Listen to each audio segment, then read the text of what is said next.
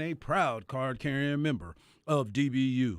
Legendary lifetime Longhorn and now college Hall of Fame Longhorn Derek Johnson Shout out. said he was the best cover corner he had ever seen. He's a former NFL DB that still has that passion for film study, but he's not a fan of white condiments. But of course, he is a fan of you, the ARN listeners. My man, Rod Babers. I appreciate the intro as always. That's always anytime introducing the real MVP, one of the hardest working members of the ARN family. He's got a hustler spirit, period. We don't know what he's paid, but we do know that the man is underpaid. It's Patrick Davis. How you doing, Patrick? Doing good, man. Basketball all weekend long. That's right. That's right, man. It's going to be really, well, we're hoping. It's going to be a great weekend of basketball. If you're a Longhorn fan, that would mean your Longhorns keep winning and survive and keep hope alive. That's what at least I have in my bracket. I got them going to the title game, so I'm all in. I'm drinking the Kool-Aid. I filled out the bracket, deliriously drunk on the burnt orange Kool-Aid with the burnt orange glasses Rightfully on. so. And so, I've never filled out a Rightfully bracket so. like that before. So Yeah. I said, you know what? Why am I going to have them going just to the Final Four? Have them going all the way. This is what I didn't even realize this until I was looking at the games today, trying to make some picks, and I didn't realize that Texas, if iron sharpens iron, Texas has played 5 of the 15 remaining teams other than Texas in the Sweet 16 this season. A third of the remaining teams Texas have played this season.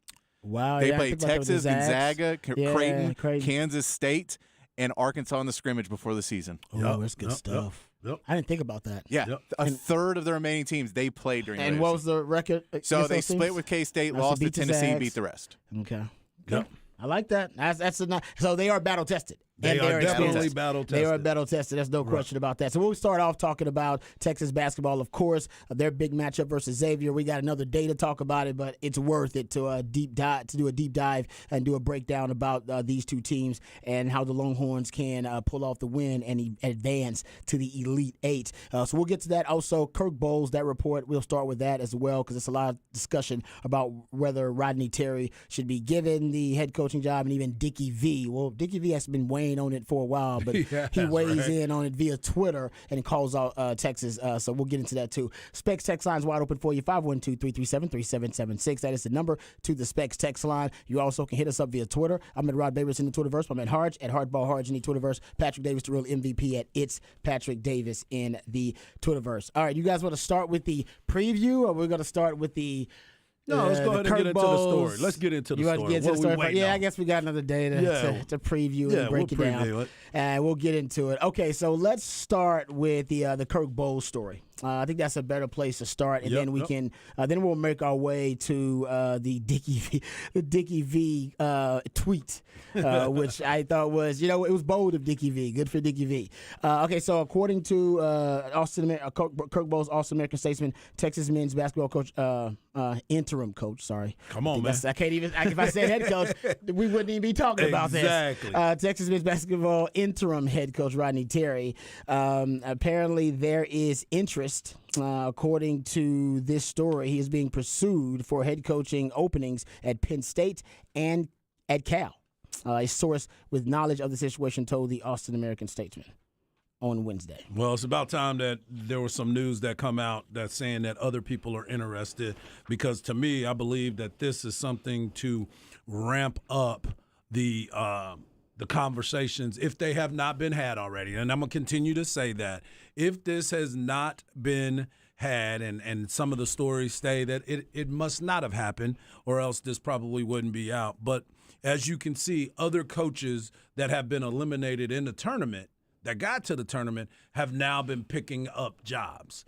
And if you are deciding that you are not going to pay Rodney, get him to be the head coach, or offer him the job, he needs to have these stories out there, because all the opportunities are going to be gobbled up. I mean, the decent ones, there may be some other ones that are out there that you're like probably not even paying attention to, that'll be like, obviously I'm not paying attention to them because they're not in the limelight. Yeah, but they would upgrade to Rodney Terry if he didn't have any options, of course. Absolutely. Yeah. So for me, I think this is strategic. I think this is something that needed to be talked about, because we've been preaching it. People have been hitting us on the Specs text line. People have been hitting our Twitter, text messages. They're like, why don't he have a job yet? Why don't he have a job? And I was of the impression that maybe he was offered the job and they wanted to keep it under wraps until the end of the day. That's what I'm saying. That could all be true. Yeah. But I'm also glad to hear that not only Texas is part of the equation, but other teams are out there, because you know as well as I do, Rob, it only takes one to pique your interest. And if somebody else is offering something real nice and people are dragging their feet, I'm going to go ahead and make a move somewhere else. Yeah, Texas is listen, first of all, I love your theory, though, that he probably's offered it and then they haven't even let anybody know. Maybe it's just an agreement between he and CDC. Patrick's theory also, I think, is a credible theory that, CDC wants the motivation factor. He knows these guys, they want him to have the job. They're playing for their coach. That's also another great theory out there. And both of those, by the way, may be true. Both of those could still end up being true. But I'll throw this out there for, because I do think, this story, I'm with you. I think it's calculated. I think it's deliberate. It's intentional. His agent, someone who's working on behalf, advocating for Rodney Terry, wanted this story out there, because I'm sure there's been interest in Rodney Terry even before this story came out, considering he is a coach of the year and he's still in the interim status. But now, you're right, these are two kind of big-time jobs. And I'll say this, I think for CDC, right now, I even don't think you should interrupt the season to make a move or a designation at this point. I think at this time you just wait till everything's said and done. Whenever at that this is. point, we've already gotten to this level. So I think just let it ride. So maybe if your argument is he should have did it, and I think this is Dick Vitale's argument, it should have been done right after the season, or it should have been done right after the Big 12 conference championship, whatever it may be, conference tournament championship, I should say. That's a different discussion. But right now, you can't try to interrupt the season, interrupt the flow, the mojo of this team, and make a big announcement like that. I think most Longhorn fans believe it's a done deal one way or another, and it's Rodney Terry's job at this point. Yeah, I've heard most Longhorn fans I've talked to believe it's Rodney Terry's job. Right, and that's how I sit here, and that's why I say, hey, man, let's just wait now. Because at first, like you said, at the very beginning, when it first happened and all this stuff started happening, first off, he got a raise. They gave him the head coaching job raise that he deserved, got $1 million. So now he's in a good spot.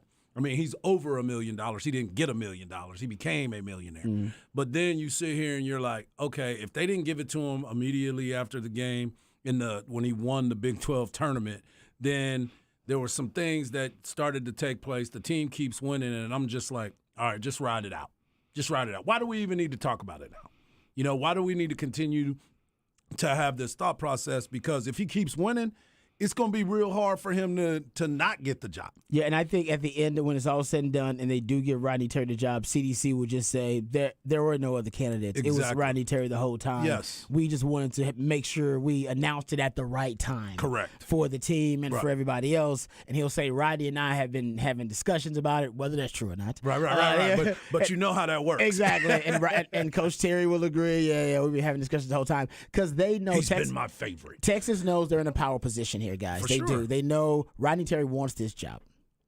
Rodney Terry wants this job. That's why they know they can even explore other options potentially. Yeah, they probably already have. Exactly. And maybe Rodney Terry even knows that, but they know Rodney Terry wants this job above a Penn State job or even a Cal job. Mm-hmm. He wants this job more than any other job in the country. And so he'll wait to the very last minute until there's no more hope of him getting his job before he decides to move on. They know that. It's almost like we've been in relationships like that, right? It's he is right now. He's got it bad. That Usher song, you got it bad. Yeah. He's got it bad. He wants this job. This is his dream job, and the basketball gods have kind of worked everything perfectly, and he has helped himself a ton to maximize this opportunity. And he's like, no, I want this job. So I think even if Texas opened up the job like open it up to a coaching search after the season, Yep. which would be a huge controversy and people would lose their minds. They're not going to do that, by the way. But even if they did, I'm telling you, that's how bad he has it. He's not gonna get insulted and be offended and be like, I'm moving on. He wants this job. We all know it. Yeah. He knows it. CDC knows it. That's why he doesn't have much leverage. Right. Because they know he wants the job so damn bad. He wants it so bad. Almost a little too bad. Well, I mean, No, I'm not saying that, but it's like no, I know, I to feel you. negotiate, to play No, I hardball, think- he wants it too bad. He can't play hardball. He now I wants will it say, too I bad. will say, as much as we know that, Rodney Terry's also not a dumb man, and there may be a point in this where he gets offended by the entire process. Could be. If CDC has not talked to him and he goes, I don't know, you want to make me sweat? yep. How about this? How about I don't return your phone calls for a while, and you go answer to all these fans who are mad at you now? Right. And you go do it because now, granted, I can tell you the two names that are still in the hunt for Texas, if there was two, are three names. Is Jay Wright's the one, and then it's Kelvin Sampson and it's Eric Musselman. Yep. Okay. Yep. So we know two of those coaches are still coaching Yep. in the game right now. Right. But that still, neither one of those guys is going to make fans forget, like, hey, what Rodney Terry did. So Yep. the decision still seems pretty clear. I get why Dickie V is upset about it, because when you're an announcer and you don't call Texas games every day, and then you go, and the head coach, he's in the Sweet 16, so he's clearly the head coach. And they go, no, interim. You have to say interim. He goes, that's stupid. And everybody in the back, and everybody they're talking to goes, oh, no, we all know it's stupid. And he goes, well, no one's saying anything? And they go, well, no. And he goes, well, what do I care? Yep. Well, I can't tarnish my reputation by doing this. The rest of you might get in trouble. Some of you may be looking for jobs in the future. So you can't really call an athletic director stupid. I can. Right. You're right. That's a great point. And he did it during the broadcast, and Yeah. he's doing it now again via social media. In No, case, and we've seen Clark Kellogg and everybody else basically say, like, what else does this guy have to do to get the job? But Right. that's when you're having those meetings and they go, hey, reminder, you have to say interim when you say head coach because he is the interim head coach. And they go, what? That's stupid. Yeah. I agree. It almost happened to me. I was because at this point, it does seem it seems a little silly because he's proven that he's the head coach. The guys, they treat him like he's the head coach. They don't call him. They don't say, "Hey, interim." Hey, interim. Nobody treats Rodney Terry like that. Here's the Dickie V tweet for those who haven't seen it. This is all caps, by the way. Lack of class by Texas Athletic Board. That's in all caps except the buy. And then he says, I can buy waiting until the end of the regular season on the status of at Rodney Terry. Oh, he tagged him. Tagged him in it. Put him in it. And then, however, at all caps winning. And to me, I read that almost like Charlie Sheen winning. However, after winning tag in the Big 12 Conference title, he all caps again. And I wonder, just he's old. Does he know he's doing all caps? Is he or just somebody old? typing it out for him, baby. Somebody's typing it for me, baby. He deserved, because I think is all caps supposed to be? Does that mean you're yelling? Like Yeah. All right. Anyway, but he said he deserved a multi-year deal, and then he at Texas men's basketball. He also tagged ESPN public relations and at the ESPN. So Yeah, he's letting everybody know. he wants everybody. He in on wants this thing. everybody to know. He wants his what's going bosses down. to know what he did. Yeah. He wants Texas men's basketball to know. The Big 12 Conference, he wants them to weigh in. Yep. And hey, Rodney Terry, I got your back, bro. Yeah. Huh? He said, I'm looking out for you. Good for I think you're a great man. Good for Chad Hastings. Dickie V is pretty good. Oh, it's really good. Did you hear Chad Hastings Dickie V today? He's got a good Dickie V. He He's does got have a a good he's got Dickie V. he's got a couple So of if we them ever that he need does to well. create a Dickie V, his Coach Coach Lewis, Terry, his Coach Lewis good too. we ever need a Dickie V Coach Terry interview, we can do it by ourselves. Wow, We don't need either one of them. I would like that actually. That'd be pretty good, Dickie, because Dickie V obviously is a big Coach Terry fan. Yeah. And we'd like to see when they make it official. Maybe we'll do that. We'll do that. To celebrate when That'll they be make it good. official. Because I'll be excited, baby. I'll be excited, baby. What are the odds that Texas goes another way? I mean, there's still a chance. You know what I'm saying? What There's always, percentage? I would say, What percentage we put it at that they could go another way? We think it's a 25% chance, 15% chance they could go another way still? I You think it's bigger than that? You I think think 50-50? I think it's 50-50. Wow, 50-50. I mean, I hope that it's not. But in reality of it all, I Hey. mean, Well, no, I mean, we know that there's always someone out there that they think is more beautiful, right? You know what I'm saying? They're always looking at that beautiful, the 10. I heard Brandon Lane talking about it, using one of your analogies. He was like, You know, you can go to the club and see that 7, but you're looking for that 10 when all of a sudden that 7 has been there with you the entire time. Very true. And it's about you. That 10 is about everybody because everybody's trying to holler at the 10. You might be able to sit right here and get that 7 and still be winning, as you were saying in Dickie V talking to you. So I'm looking at that's the only reason why is because we've seen Texas try to go for the big fish all the time. Yeah, you can either have the splash hire or the right hire. There it is. Maybe they're both. I think it's more the exception or more the outlier when you get both the splash hire, the right hire. Thank you. We don't know, but I don't even know if Rodney Terry's the right hire. Right now, he looks like he is the right guy. But yeah, I mean, maybe Back there's then a you list. didn't want me. Yeah, Now but I'm maybe hot, there's you a don't want list me. that CDC had of coaches, and he always wanted to explore that list. Every athletic director's got a list. Oh, yeah. Of coaches. Like, hey, this is my list, and I guarantee you, Rodney Terry wasn't on his list. Yeah, I think Maybe. I think coaching-wise, there's zero question Rodney Terry should be the coach. All the other parts of being a head coach at the University of Texas is where we just don't know of the hiring the staff, stuff, of being able to have, the messaging and being able to do all the speaking events and being able to do all that. That is the question of we just don't know because we haven't seen Rodney Terry do it.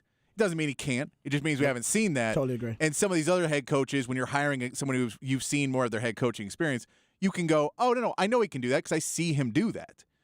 So I think that's the only part where you can look at because coaching-wise, we knew he was a great coach when he was an assistant here with Rick Barnes. We knew he was a great coach then. And then it's just a question of can he handle all the other parts of it, assembling a staff. We don't know if Chris Beard is going to try and pull any of the guys off of this staff to go to Ole Miss with him. So there's questions that are there, but at the same part, there's questions with anyone you hire. Thank you, Patrick. Because anyone else you hire has to then come into Texas not knowing what Texas is and figure it out. And Rodney Terry has the distinct advantage of knowing exactly what Texas basketball is and what Texas basketball is at its best because the best teams in Texas basketball history, Rodney Terry was an assistant on, and maybe this season will be a head coach on. Yeah, that is fair.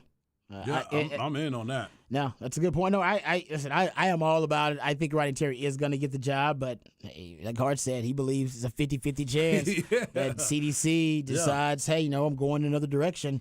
I think there's about maybe a 25% chance that he decides to go in a different direction other than Rodney Terry, because I think Rodney Terry's going to win again. I do too. I think he's going to win another tournament Thank game. you. I got him beating Xavier, and I think they get to the Elite Eight once again, as you said, Harsh, making it even tougher for them to, to decide to go in another direction when Rodney Terry's having so much success. But like I said, I do think for CDC there is a little bit of a surprise because, like I said, I believe every athletic director, it was a good one, and he's a damn good one. We know that. Yep. They got a list of every sport. And they got a list of coaches in case the fit hits the shan. These are my guys. I'm going after them. I like the way they do business. Yep.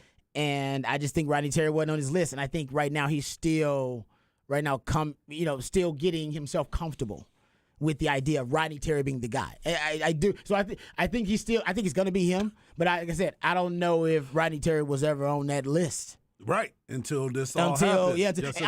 I don't even think it happened. I don't think he was on the list until he won the Big 12 Conference tournament, potentially. Possibly. Because think about it, the way they closed the regular season wasn't necessarily gangbusters, the regular season, but then they then they continued, they beat Kansas, but then they continued into the Big 12 Conference tournament, and then I think CDC might have went, oh, damn. Yeah. I might need to add him to the list. Yeah. So think about it. He may have just been on the list for a few weeks now on CDC's. I'm just saying that's if you're going with that theory that he wasn't on that list. Because I know he wasn't on there's no way CDC's list had Rodney Terry on it. So there's no way. No, he had it on there. It was in pencil, but it was on there. Yeah, good. But I'm just, so I think he's still coming right to he's still letting that reality sink in. Yeah.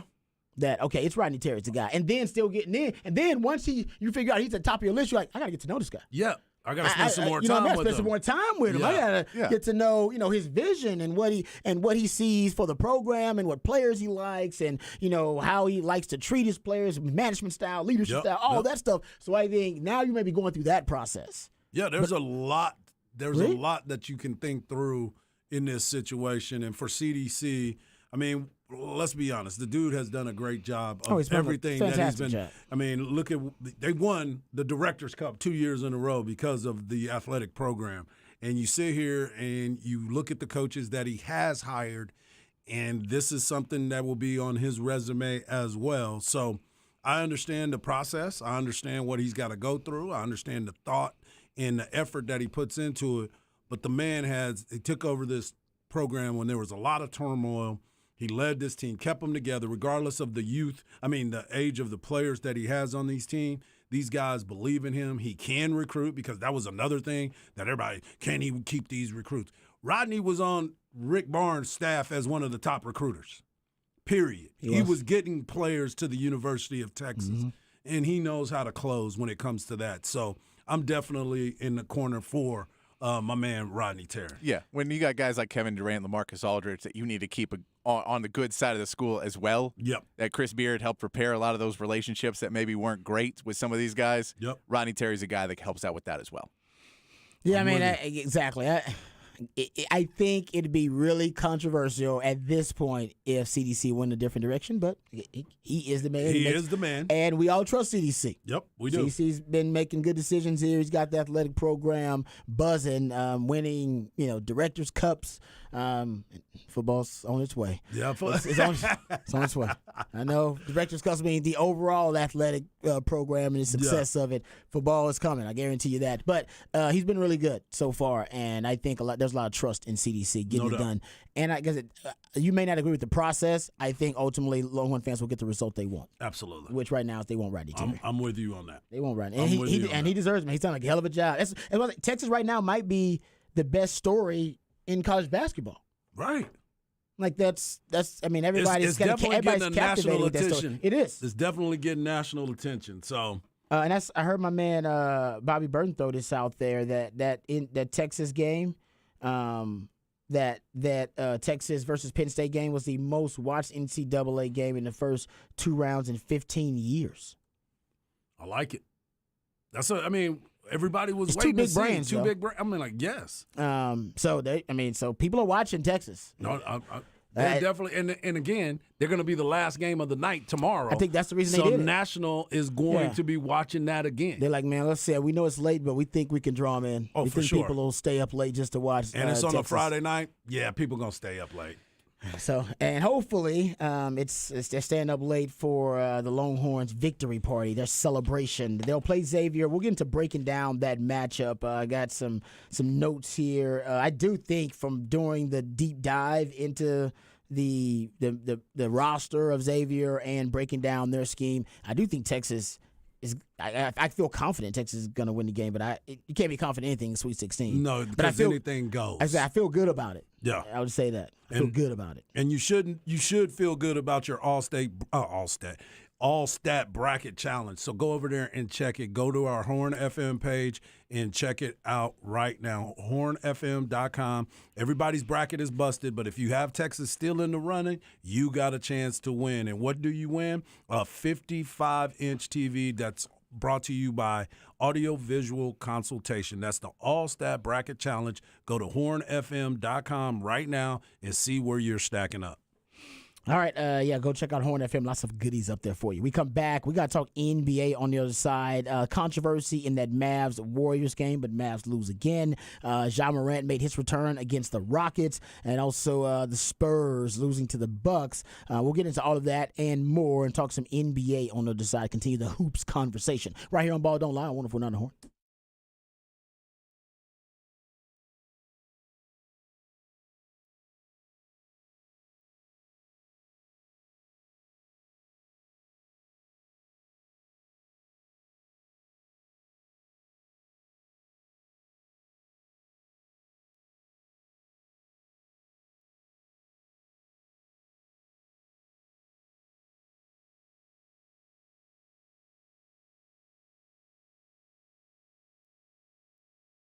All right, now we got a special guest coming up for you because my man Rodney Rodriguez, he is out and about amongst the people. He's going to tell you exactly what's going on and how you can benefit from it. What's going on, Rodney? How you doing, brother?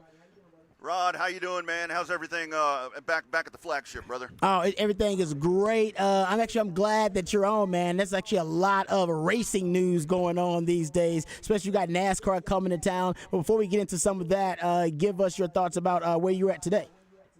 No doubt, Rod. We are at 5725 East Palmer Lane. It says Manor, but it's right here at the corner of Harris Branch and Palmer Lane. We are at the Speedy Stop here. The fine folks with Four Loco, they're out here as well. We're going to have Xfinity driver Ryan Ellis. He's going to be out here between 4 to 6. He'll be doing driver autographs and so forth. We even have, Rod, free 99, best number in town. We've got a pair of tickets to the Pit Boss 225 or 250 that's going to be coming up on Saturday that Ryan's going to be in. But, yeah, right here at Speedy Stop, you can't miss us, man. We're right on the corner with the NASCAR triple header that's heading out to Circuit of the Americas this weekend. So we're going to have a lot of fun out here this afternoon. Hey, Rodney, I wanted to ask you about my friend Logan Bearden, his racing team. He's going to be racing. He's a local kid. He's right here from this area. Well, I know you did an interview with him. How was that interview? Man, great interview, and what a great family. What a great family. Harge, I'm glad you mentioned him. That's a guy, I call so many of his races over at Central Texas Speedway, Thunder Hill Raceway out there in Kyle, and they just, they do things the right way. They really do things the right way, and for him to have the opportunity to jump in that AM Racing Chevrolet Silverado, that is some top flight equipment right there. For him to come race in front of his home crowd, he is so excited to be able to come out and race, in front of people that have watched him, throughout his start in quarter midgets, and now, in the upper echelon right here. So it's a really nice coming home moment for him, and I expect really good things out of him. He has been really good at COTA. He's got that road racing experience in his portfolio. So that AM Racing number 22, as he will race in the first race coming up on Saturday. That is the XPEL 225. That's the truck race. He's going to do some really cool stuff. Yeah, it's kind of funny because he said, I got a travel day, headed home for a race. I don't get to say that often. So it's cool that he gets to fly back home and get a chance to race right here in the area, to what you said about all his friends and family getting a chance to watch him race again locally. Yeah, it really is. It's opportunities like that. You don't see it there. There are so many great race drivers around the country, but it's very few and far between. I mean, it's like you guys, playing in Major League Baseball and the NFL. It's a very small ratio of people that get to do what Logan's getting to do, and we've got some other guys that are able to do that. But it really is a special time like that, especially for a guy like Logan, because like I said, he's done it the right way. They have funded their own team, for the most of his career, and it's a great opportunity for him, and that's working hard. It's really good to see good things happen to really good people, and that's what the Beardens are. Yeah, man, you're one of those really good people too, Rodney, man. We appreciate the time, and if you want to get more knowledge like that of my man Rodney breaking down the science, you can do it listening to Revved Up ATX. You can tune in Saturdays 11 a.m. right here on 104.9 The Horn, and we're going to be checking in with you later on, Rodney, so a couple of more times so that people can get a good breakdown of the action going on this weekend out at COTA. You bet. Come on out and see us. We're at Speedy Stop, 5725 East Palmer Lane. It says Manor, but it's right here in Austin. The Four Loco folks are here. Come on out and let's talk some racing right here with the Horn. All right. Thanks, Rodney. We appreciate you, Rodney. All right. It's my man, Rodney Rodriguez. We're going to check in with him a little bit later on. If you missed some of that, be like, oh, man, I missed a little racing update. Don't worry. We got you. We'll check in with Rodney coming up a little bit later on. All right. We come right back. We'll get back into the NBA news, notes, and nuggets right here on Ball Don't Lie, 104.9 The Horn.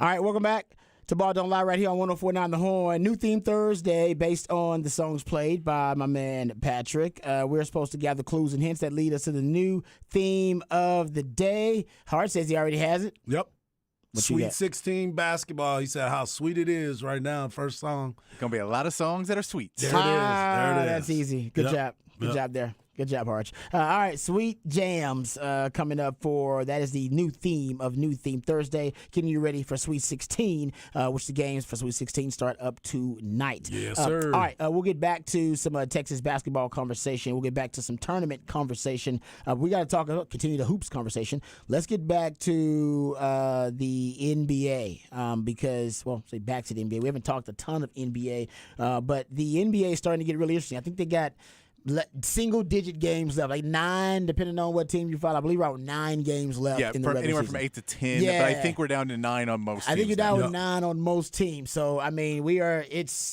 that time. All right, time to start paying attention to the NBA because these playoff races are starting to come down to the wire. And the Mavs, I think, is where we should start. Then we'll get to the Rockets and Spurs. The Mavs are the only team in Texas that is actually contending to be a playoff contender. Very true. But right now they're trending the wrong way because the Mavs now with another loss, and we'll get to it. But this is bad because they basically don't have the tiebreaker. They don't own the tiebreaker now with Golden State, OKC, or Minnesota. And those are 3 teams that are directly ahead of the Mavs. But the Mavs with another loss to the Warriors. There was a controversy that we'll have to get to in the third quarter. That Mark Cuban is now saying that he is going to file a grievance with the NBA about the officiating. Man, there's been a lot of complaints about the officiating this year. Yep. I mean, talking about some we just haven't seen before. Yeah, and some of them are viable. Trae Young's was not. Yep. Okay. Trae Young was. The Hawks? They can Yeah. miss calls and there's no problem. Trae, you missed 20 shots a game. Yeah. You're allowed to miss things. Yep. I get it. Like you're gonna miss some. The one in the Dallas game, inexcusable. Should have been terrible. There has to be something. But I don't think you give up the game because it was a third quarter thing. If this was done at the end of the game, it's probably a lot easier to say, well, you had no time to recover from that. Correct. But yeah, it was. There's no real excuse for it. I don't think I've ever seen a game where an official has actively tried to hurt the other team by not. Yeah, it's been a while. Like the official will always tell the other team, "You come down." Like if it was lined up like that, there would be at least 3 whistle blows and like come down here before I inbound the ball. Yep. What But are they y'all doing? basically just immediately handed it to the guy, and they get an easy 2 points. You can say the mistake or whatever. I've just never seen a basketball game where the refs don't try to do the right thing. Yeah. Okay. I see what you're saying about doing the right thing, but I went back and I watched the play, and I watched it multiple times. And what ended up happening, and I'm not making an excuse for the referees because one of the guys that Fred VanVleet was talking about got demoted. He got sent down. Ben Taylor, actually. That's what you thought. Yeah. Ben Taylor he wasn't, I guess, demoted. They said they don't want to use that term. He was essentially like reassigned.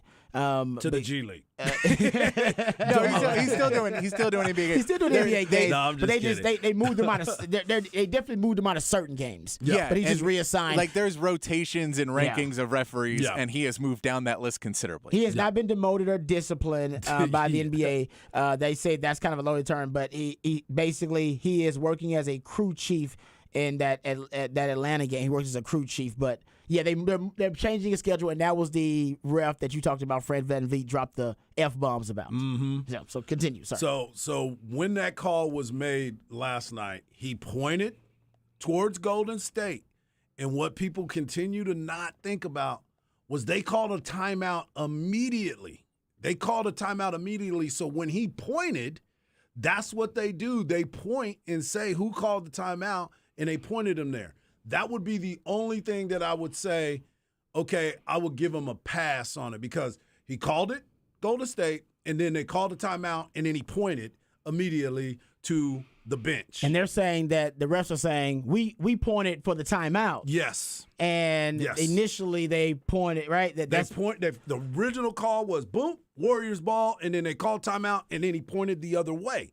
Because originally he pointed towards and the other way was for the timeout. Exactly. Not for the change. not in for the change of possession, like I made the wrong call type of deal to where it would go. the way I saw So it. you're saying it's going to be a miscommunication. It can definitely but be even a if that is the case, and I miscommunication. think it's a great point about your theory. Patrick's point is that the ref still normally Should would go, wait. "Hey guys, why are y'all way down there? Whoa, Right. come on. Yeah. We're taking the ball out here." Especially if the announcer says yeah. Dallas ball, The announcer then said it. I'm the ref. I might go to the announcer and go, Hmm. no, it's Golden State ball. Yeah. Yeah. Say Even Golden though State that's ball. not the ref's necessarily his responsibility. None of this is their responsibility, but at a certain point, if you're a referee, your whole point is to make the game fair and even, right? And maintain order. And Yeah, maintain maintain order. order. And if Yeah, you want to maintain do order. none of that, and you go, if you're quiet quitting as a ref, then you shouldn't be refereeing basketball games at the NBA level anymore. So that's the more the problem is. It was just basically, It was as far weird. as I can tell, the ref messed up because the Golden State realized what was happening. They grabbed the ball real quick and like, come here, give me the ball. And instead of the ref going, no, Right. which if you try to do that in college, that ref would lay into you for 30 minutes about how you're disrespecting the game Yeah. because you try to grab the ball away from him or whatever. In the NBA, he says it, he gives him the ball, and as soon as he does it, I'm sure the ref's like, oh, I wasn't supposed to do that.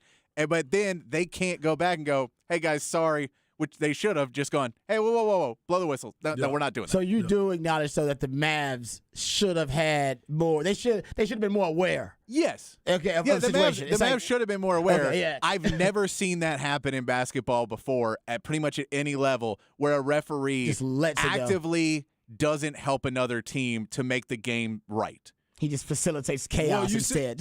Well, you see it too when the ball goes out of bounds. They're running over to go get the ball out of bounds. They give it to the ref because the ref will get it, set it, and give it back to them, and they can do a fast break or whatever they were doing. But this was coming out of a timeout, so I can see where your point is, Patrick. Of dudes, y'all need to be over here. Yeah. I mean, because how many- you knew when the ball was happening because Steve Kerr said, I drew up a play, and I was wondering where everybody was going. Yeah, no, so and we that- scrapped the So play. and help just the threw play. it in. Yes. Just give him the ball. Yeah, just give them the ball. Well, no, Well, and that's the thing layup. is, like, if you watch a normal game and they blow the whistle 3 or 4 times. Like, how many times today, this year, I saw Texas come over and they're sitting waiting for the other team to get out of their huddle, and the refs are like, "Come on, break the huddle." But they're mad at them for not breaking the huddle. They don't just give the ball to Texas and go, Yeah. "Hey, man, free 2 points, No go doubt. for it." No And that's where it was just bad officiating, but like. But that's not but the reason problem- you lost, man. No, it was not the reason, and it's in the third quarter, so I don't think they're Yeah. going to replay the fourth quarter of that game, taking away 2 points. So I get it. If it was like the last time they actually replayed something was, I think it was a Shaq thing with 51 seconds, and they replayed the final 51 I seconds of remember that that. game. I remember that. They're not playing the remaining 17 minutes or whatever of that Well, game like that's you left. said, it was already in the third quarter, so the fourth quarter you still had time to make up that difference yeah. of any other thing. But it's just bad because at the end of it all, the final score was 127-125. It was a 2-point game. And Luka, his first game back since the injury, had 30 points. But Golden State, man, and how about this? They actually did a good job. The Mavs did defensively, which is rare these days, on Steph Curry. Reggie Bullock actually held them to 20 points on 18 shots. He only had 2 made threes. You'd have thought, oh, man, that's exactly the recipe, especially because Golden State on the road, as we've talked about, one of the worst teams in the NBA. I think their road record now is 9-29 or something like that. And it's so funny On that the you road? said that. It's so funny that you said that because I was taking my son to school this morning, and he was like, well, they still got a chance. I was like, how are they even still in the running with that road record that they have, that they are 9-29, and they're sitting 6th? They are sitting 6th in the West. It's incredible. No, it's historic. It is unbelievable. Yeah, no, it's trending toward being historic, depending on what happens down the stretch here. But the Mavs, right now, are, man, they're in trouble. I mean, that's no other way to say And they're it. tied for the Lakers for the 9th and 10th spot of making the playoffs. Yeah.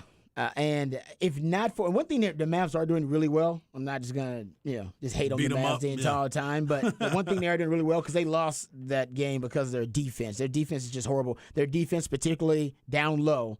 How about this? Golden State, they had 66 points in the paint. Yeah. 66 points in the paint. That's crazy. Isn't that great? Golden State, a team that likes to shoot, a prolific shooting team, didn't even have to do that. Golden State was 27 of 32 at the rim. I mean, it was just it was that was an onslaught. I mean, he just feasted in the paint.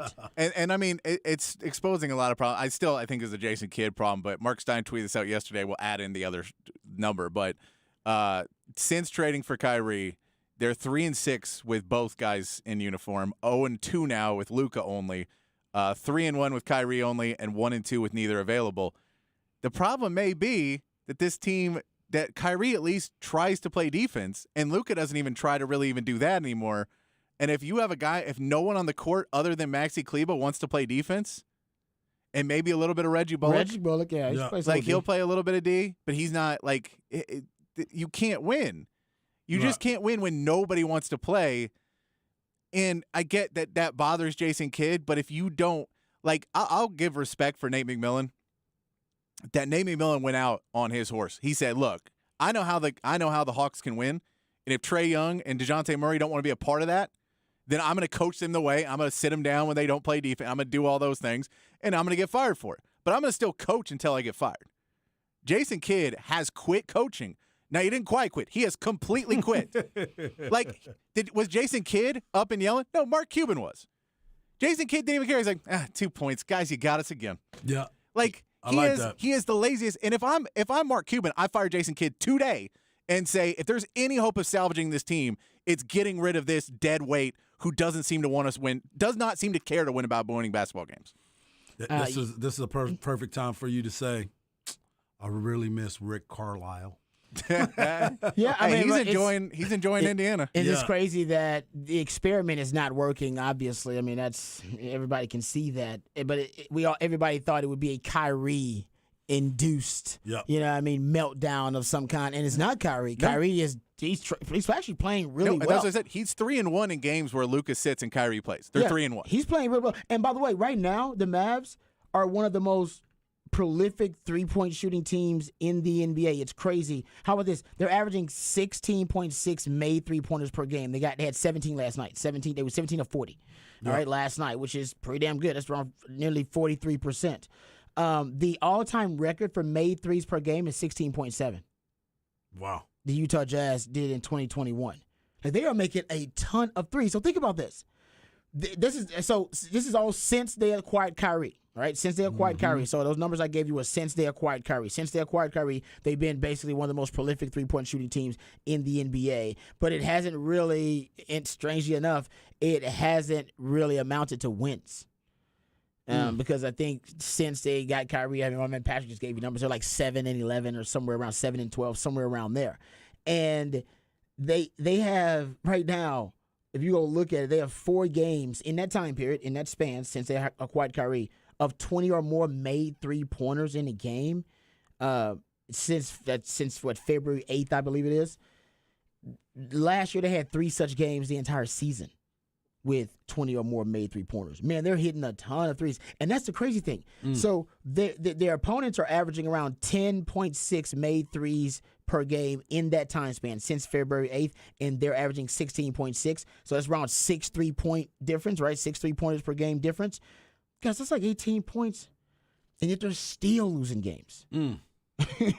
Right? I mean, that's unbelievable. So if it wasn't for the 3-point shot, this would be an even more embarrassing experiment for the Mavs. Man, because right now it's failed. But what did I say? Yeah, you did. You say you didn't like it. I said I was like, this is not going to be the proper way to handle this business. The best way to handle this is to try to get somebody that can be on the inside, not another guard that can come in and offset it. They both like to handle the basketball so much. And I'll also put it this way. If you didn't make this trade and you traded for, or you tried to get someone in the paint, you were losing in the second round anyway. Yeah. This team, they needed another scorer. They needed another scorer, and they needed someone in the paint. The problem is you have to try and find other ways. Like, Rod, you always say, coaches are problem solvers. Yep. Dallas had the exact same problem that we knew was going to be a problem, and there has been zero effort to fix it. There has not been rotation changes. There has not been anything. They waited for Maxi Kleber. Maxi Kleber does good when he's in, but there's only so much he can do, and he got completely exposed when they basically ran a switch, got him onto Steph Curry. Steph Curry then runs around. Draymond Green blocks off Reggie Bullock from coming over on help defense, and Steph Curry gets the easiest layup in the world for a game go ahead three or a game go ahead layup. So you can try and fix that, but when you just don't have good defensive game plans in, and it ends up where you're like, hey, no, they can run some screens and run a really basic play that you need to have things planned for, and you didn't plan for it at all defensively. And you are a defensive coach. I get the guys don't want to play it. You still have to coach it. Yeah, they're 25th in defense right now, and it's dropping. They're 26th in like the defensive rim rate, like defending at the rim. So they just don't defend really well. And everybody knows you can get inside on the Mavs. Yeah. Everybody can get inside on the Mavs. All right, we come back. We'll get you your flex update on the other side right here on Ball Don't Lie on 104.9 The Horn. We got to do another.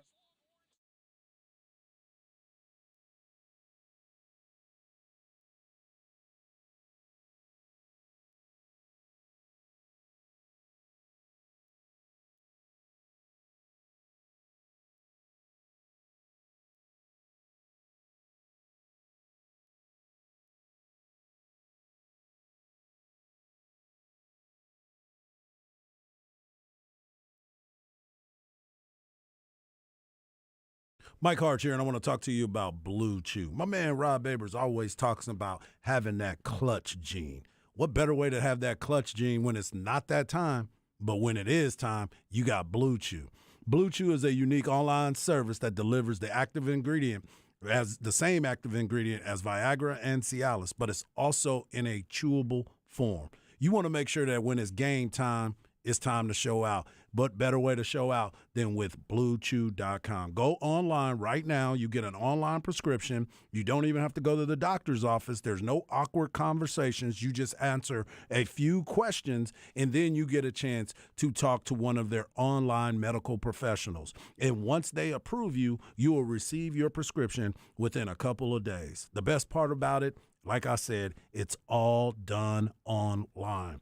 Blue Chew, you have licensed medical professionals that will talk to you and make you work through these situations. Like I said, they ask you a few questions, and once you answer those, you're in the good. Let's just say that. You don't like swallowing pills? No problems. These are chewables. So when you want to have that extra confidence when it's time to perform, visit BlueChew.com. And today, you get a free offer, a promo code HARDBALL, and you'll just pay $5 for shipping at checkout. That's BlueChew.com, promo code HARDBALL, and you'll get the first month free. BlueChew.com, when the performance that you need.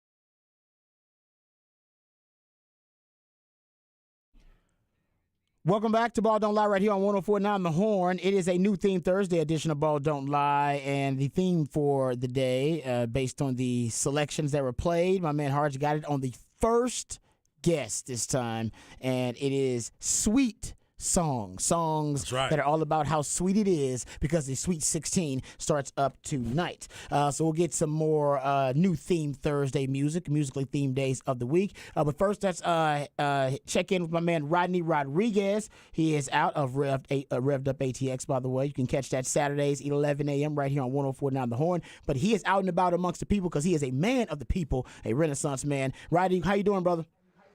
Doing well, Rod B. Doing well, man. Right here at the corner of Harris Branch and East Palmer Lane, 5725 East Palmer Lane, as a matter of fact. Right here at Speedy Stop, the Four Loco folks are here. Their driver, Ryan Ellis, is now on the scene, so it's about to start hopping here, gentlemen.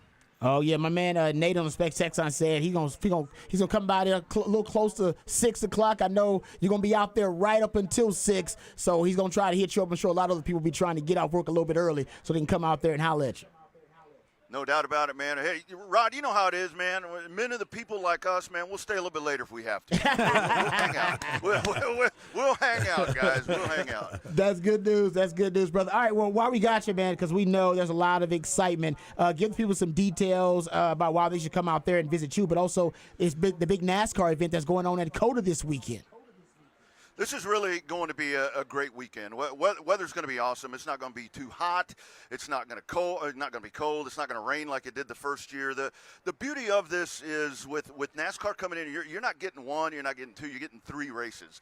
And we are actually going to have tickets for the Saturday race, which is going to be the Pit Boss 250, but you'll also have the XPEL 225 on Saturday as well. So thing is, you get tickets for Saturday, you get 2 big races there, and then of course the main event coming up on Sunday out at COTA. But this, I'm really looking forward to the race on Sunday because you've got a couple of Formula One world champions. I was talking to the guys this morning, and Jimmy Johnson's coming back, and Jordan Taylor's a great road racer. Connor Daly. I just think that this is a loaded grid that we're going to see coming into this. And the thing about it, guys, the NASCAR has made some modifications to some of the rules packages, and there's not going to be a lot of time for the teams to adjust to that. So that's going to play a little havoc when we get into the big race on Sunday, because a lot of it they're not going to know what's coming at them.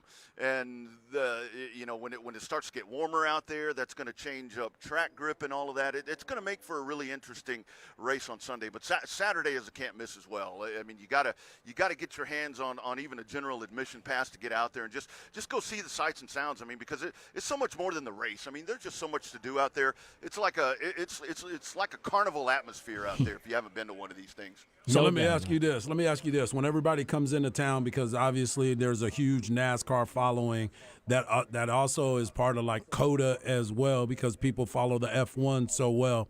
Do they have ways to be on the infield like they do at the 500s and everything like that for their crew to be there? That's a great question, Mike, and that's the cool thing about COTA being as spread out as everything is right there. If you have a general admission, that the infield, kind of like when we talk about the infield at an oval track race, out there at COTA, 20 turns, 3.41 miles. The infield is the track itself, and if you got a GA ticket, you just kind of float around. I mean, you can watch for a little while in the S's, and then go watch on the back straightaway, go up to turn 18, where you get stuff tore up sometimes. So you can just kind of float around. And you hit the fan zone. There's a lot of cool things to do there. Obviously, good food, good drink. Get you some Four Loko while you're out there. It really is to where you're not tied down to one spot. You can move around, and there's a lot of room to move around out there. And I'll tell you the cool part about it, guys. If you haven't been to one of these events, you're going to go, and by the time that you leave there, whether it's Saturday or whether you go Saturday and Sunday, you're going to have a lot of brand new friends, because everybody gets real friendly at these races. It's like you leave one of these things and you got a whole bunch of new kinfolk, man. That's exactly what happens out here. Hey, man, we appreciate your time, Rodney. We'll be checking in again with you coming up next hour. Thanks for the time, Rodney. You got it, man. 5725 East Palmer Lane, Speedy Stop. Come on out and see us with Four Loko. Like it. All right, that's Rodney Rodriguez of Revved Up ATX. Catch him Saturdays, 11 a.m. right here on 104.9 The Horn. Or get out there and go catch up with him. East Palmer and Harris Branch Parkway. All right, we come right back. We'll get into some NFL news, notes, and nuggets. Also, Ohio State and Bama having their pro days. Give you some updates on that as well. Right here on Ball Don't Lie, 104.9 The Horn.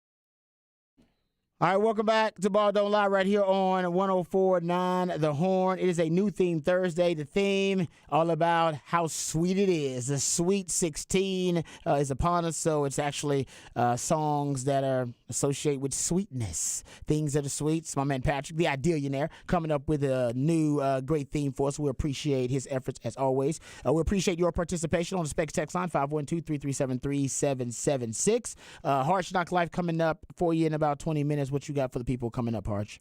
I'm going to talk a little bit about opening day. I want to give a story about that and some of these ticket prices that I saw, and I wanted to see what you thought. But most importantly, we're going to listen to an interview that my man Deion Sanders had, and I want to get your opinion on that as well. Prime time. No doubt. Oh, yeah. No, I love to get. Yeah, is this the I've heard people talking about this. What did he? This is the one where he had the cowboy hat on? Is that this? Yeah, he's talking about single digits. Yes. So I wanted to get your opinion on that as well. No, we'll get into that too. Yeah, because I haven't heard this sound, but I've heard people talking about it, and I don't even know what he said that was controversial. Nothing. Okay. Nothing. Nothing, but people are saying it's controversial. Right. All right, so we'll get into that coming up in Hard Knock Live. All right, let's get to, there are a couple of stories I want to get to here. And you know what? We'll put the Cowboys discussion on the table because the Cowboys, there's a great article about the Cowboys and what they need to do in their middle round picks and how important middle round picks are to the Cowboys. And we'll get to that coming up a little bit later on. But there are two stories out there now that relate to the Ohio State and Bama pro dates we got to get to because there's a lot on the line. Both of the top two quarterbacks that are, two of the top three quarterbacks, or two of the top four quarterbacks that could be drafted, number one and number two overall, having their pro days. One had their pro day yesterday. That was C.J. Stroud. And today, Bryce Young is having his pro day today. Mm-hmm. And there's a lot of different videos and photos that are coming back from these pro days. But people are reading way too much into stuff because it's the silly season. It's the time, right? Yeah, you want to read too much into stuff like that during the silly season.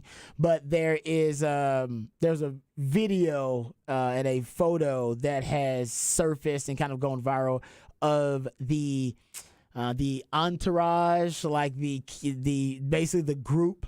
The group that the Panthers decided to bring to the pro day, well, and they brought everybody. Everybody. They brought everybody, man. They brought everybody and their mama to the pro day, pretty much.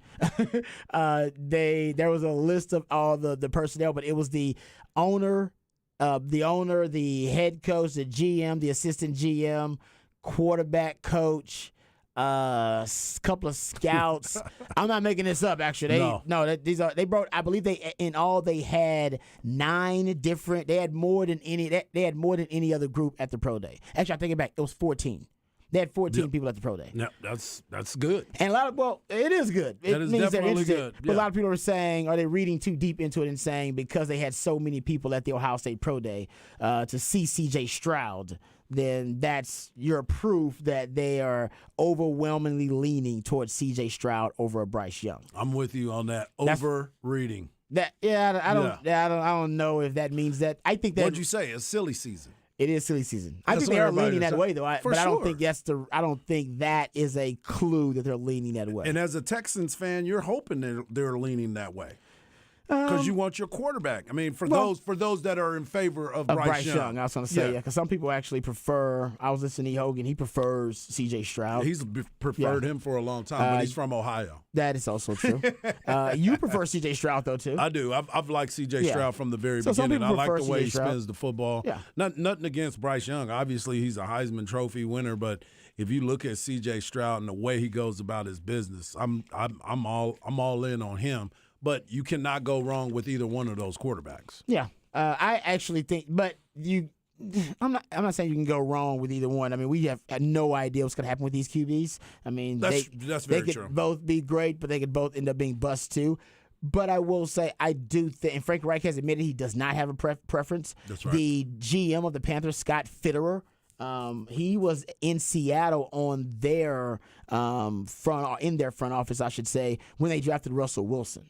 So he has kind of leaned on that as, his ability, or at least his tendencies. They aren't as, they're a lot more progressive. They're a lot more open than a lot of people are willing to admit, because he says, hey, man, we thought we had a really high grade on Russell Wilson. And then Frank Reich doubled down on that and said he had a high grade on Russell Wilson when he was coming out. He didn't say how high. Yeah. So basically they're saying the height thing does not matter to them.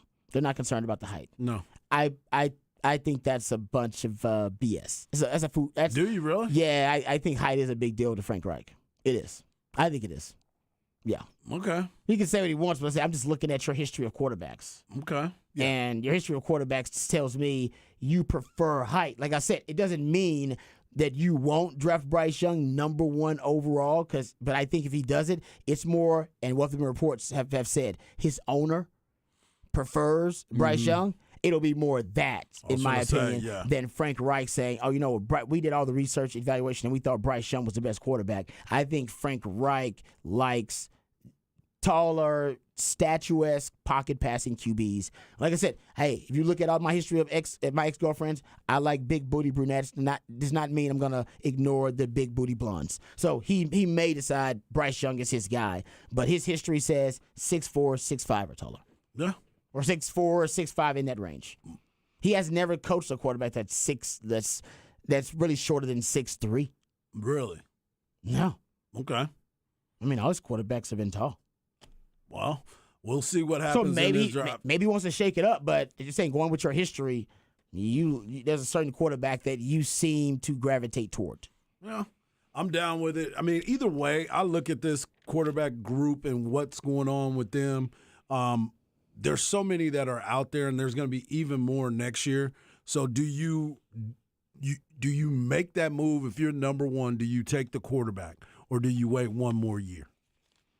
If you're Carolina, oh, you gotta act now when you got that pick. Yeah, you gotta act now. Okay, you never know what's gonna happen next year. Those quarterbacks you think are great may not be so great. Yeah, we've seen that happen. Yeah, guys, they're considered a number 1 overall pick, and they drop off. I don't think it's going to happen to a guy like Caleb Williams. Yeah, but it can happen. I mean, that's what he said with Sam Howell. It was the same thing. Drake May is in that same situation. Sam Howell was projected as a top 3 pick in the draft. Yep. And then I remember everybody was done. Spencer Rattler was like that. Yeah, I remember those. Exactly. So I think if you take advantage of the opportunity you have right now. So if you're the Panthers, they traded up for this pick, and I think they're going to draft their quarterback of the future, and I think it's the right move.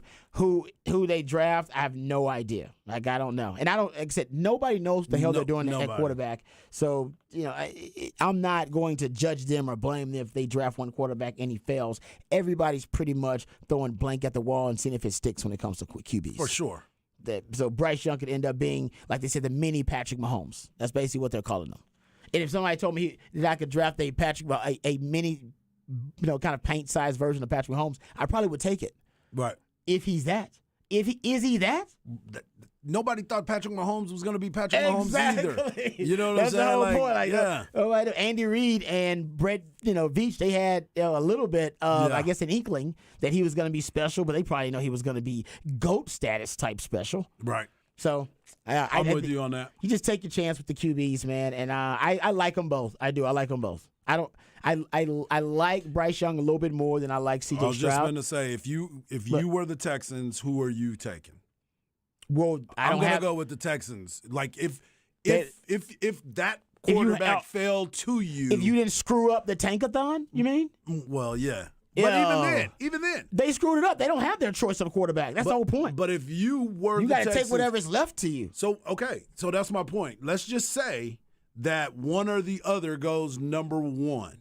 Let's say, who do you prefer? I would probably right now lean Bryce Young. Okay, then you're probably going to get Bryce Young. Oh, yeah. So as a Texans fan, you're probably going to get Bryce Young. Yeah. Yeah. Okay. But I don't know what the Texans want, Okay, though. if you had number 1. I don't. What do the Texans want? I don't know what the Texans want. The Texans are doing their due diligence. So Bobby Slowick's the new offensive coordinator, DeMeco Ryans the new head coach. If it depends on what they want. Now, what if they want C.J. Stroud and they don't get him? Yeah, that's true. But that's what happens when you screw up the tankathon. But those guys wasn't there. It was The only one that was there was Caserio. They should have fired him before the game and not let him go out there and coach. I agree with you on that. They messed that up for sure.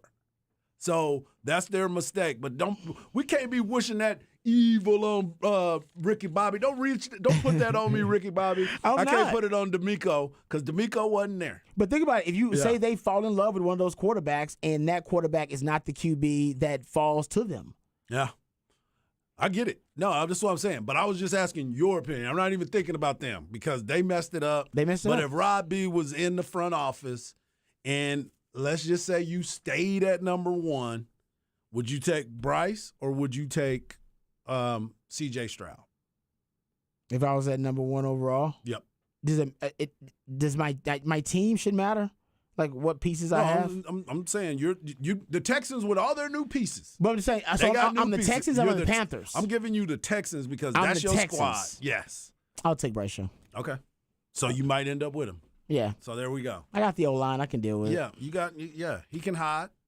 He can hide behind Shaq Larry Mason at guard. I got Kenyon Green at guard. I got Laramie Tunsil, Titus Howard. I got an O-line. Okay. That can protect. And you got a running game. Protect a quarterback like him. And you got a running game. And you got John Mechie coming back. He's going to be back at the wide receiver position. You're going to upgrade because you might go out there and get a quarterback and a wide receiver at number 12. So you might be able to package them two together on the offensive side.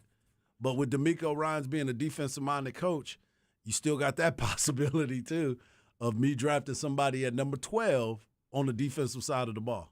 I think that's you know what right. I'm seeing more and more they're going to go with a receiver potentially. Right. I think it's what defensive end is still there. If you can get a solid edge rusher at 12, I think they go solid edge rusher. But if all those guys are run through by the time they get to 12, you could go wide receiver because that would mean you're probably getting your pick of any wide receiver maybe at that point too. Yep, because you got that spot. Okay. Yeah, speaking of Jackson Smith and Jigba, ran his 40 at the Ohio State Pro Day and was between a 4.48 and a 4.53. So, I mean, that's all you really need at wide receiver in that kind of speed. So it wasn't spectacular, but he still might end up being the first wide receiver taken off the board.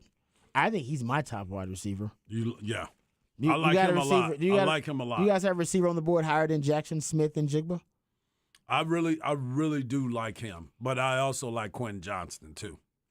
I like Jackson Smith and Jigba better than Quentin Johnston because of his shiftiness. Yeah, he's twitchier. That's acceleration and deceleration. I'm not saying Quentin Johnston's not a good player. He is. No, I know what you mean. Jackson Smith and Jigba to me is a more precise route runner. Yeah.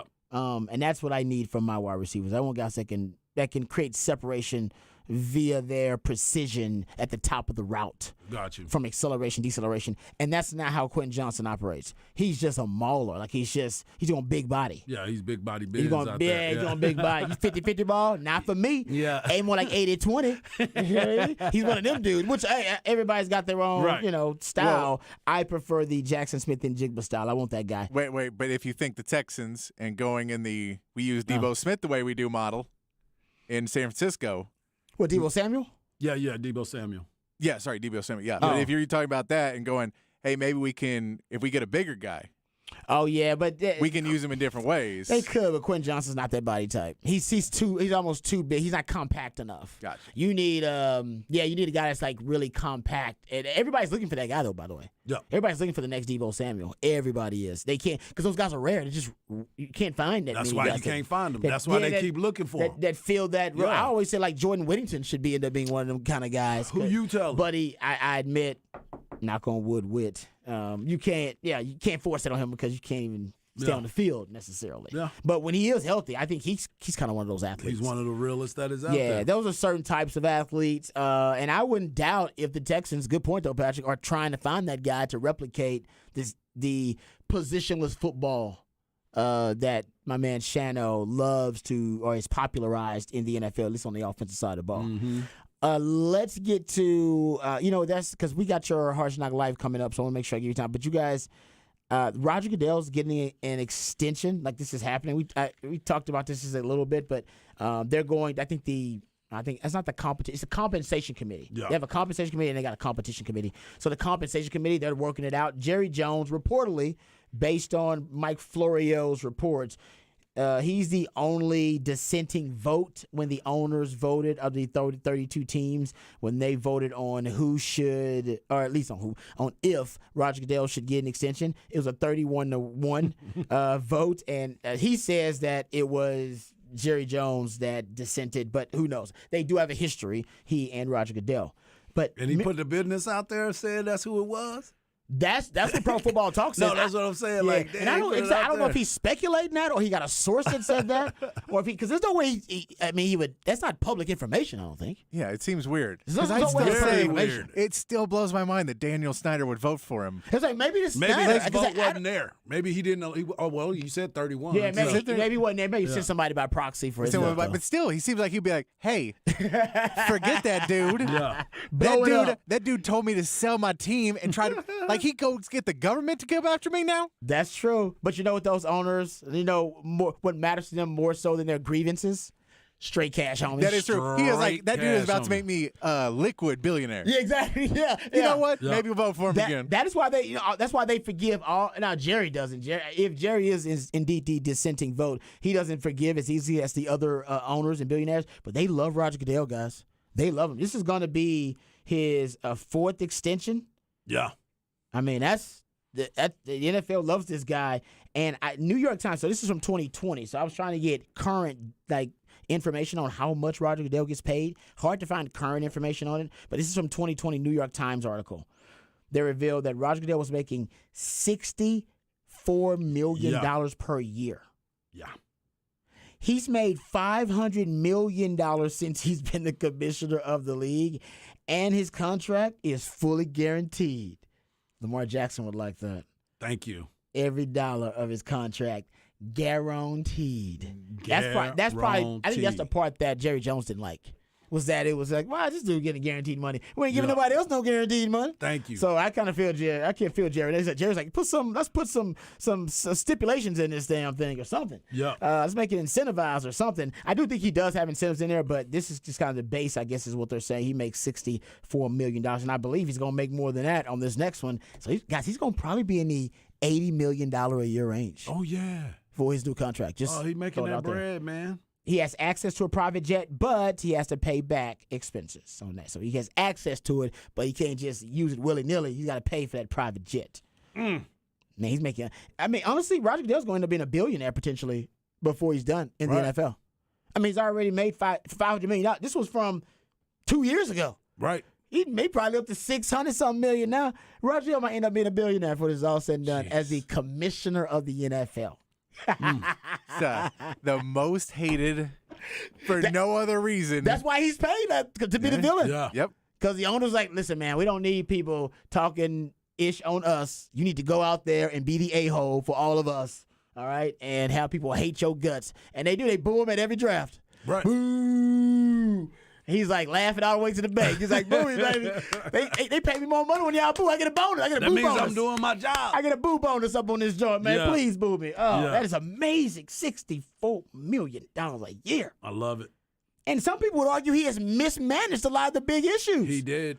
Like He the did. Colin Kaepernick issue. Some people were upset about that. The Deflate Gate was a bit of a disaster and a bit of a nightmare. That wasn't good. I mean, there have been some things There's a he's lot of botched things. a few things. Yeah, he's failed at. he's botched some, but listen, as long as he's making them straight, they don't give a damn how many public relations disasters he's botched because the checks keep coming in and the money keeps coming in. I mean, at this point, the NFL, like I said, it's America's #1 television show, and it ain't even close. Right.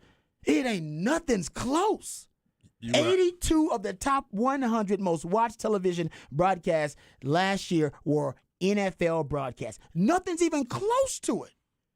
Like Right. so that's why he's getting paid that. It doesn't matter what he screws up. They don't care. They're Yep. like, man, Roger, just keep doing what you're doing. Wow. All right. There you go. All right, little Roger. All right, coming up in Harsh Knock Life, what you got for the people? We're going to talk a little bit of Deion, but we're also going to talk about opening day and the prices for the top and the cheapest. So we're going to see what's popping with that. All right, you're ball on the budget. You got to listen to that. That's Coming right. up right next on Harsh Knock Life, coming up here on Ball Don't Lie, 104.9 Horn.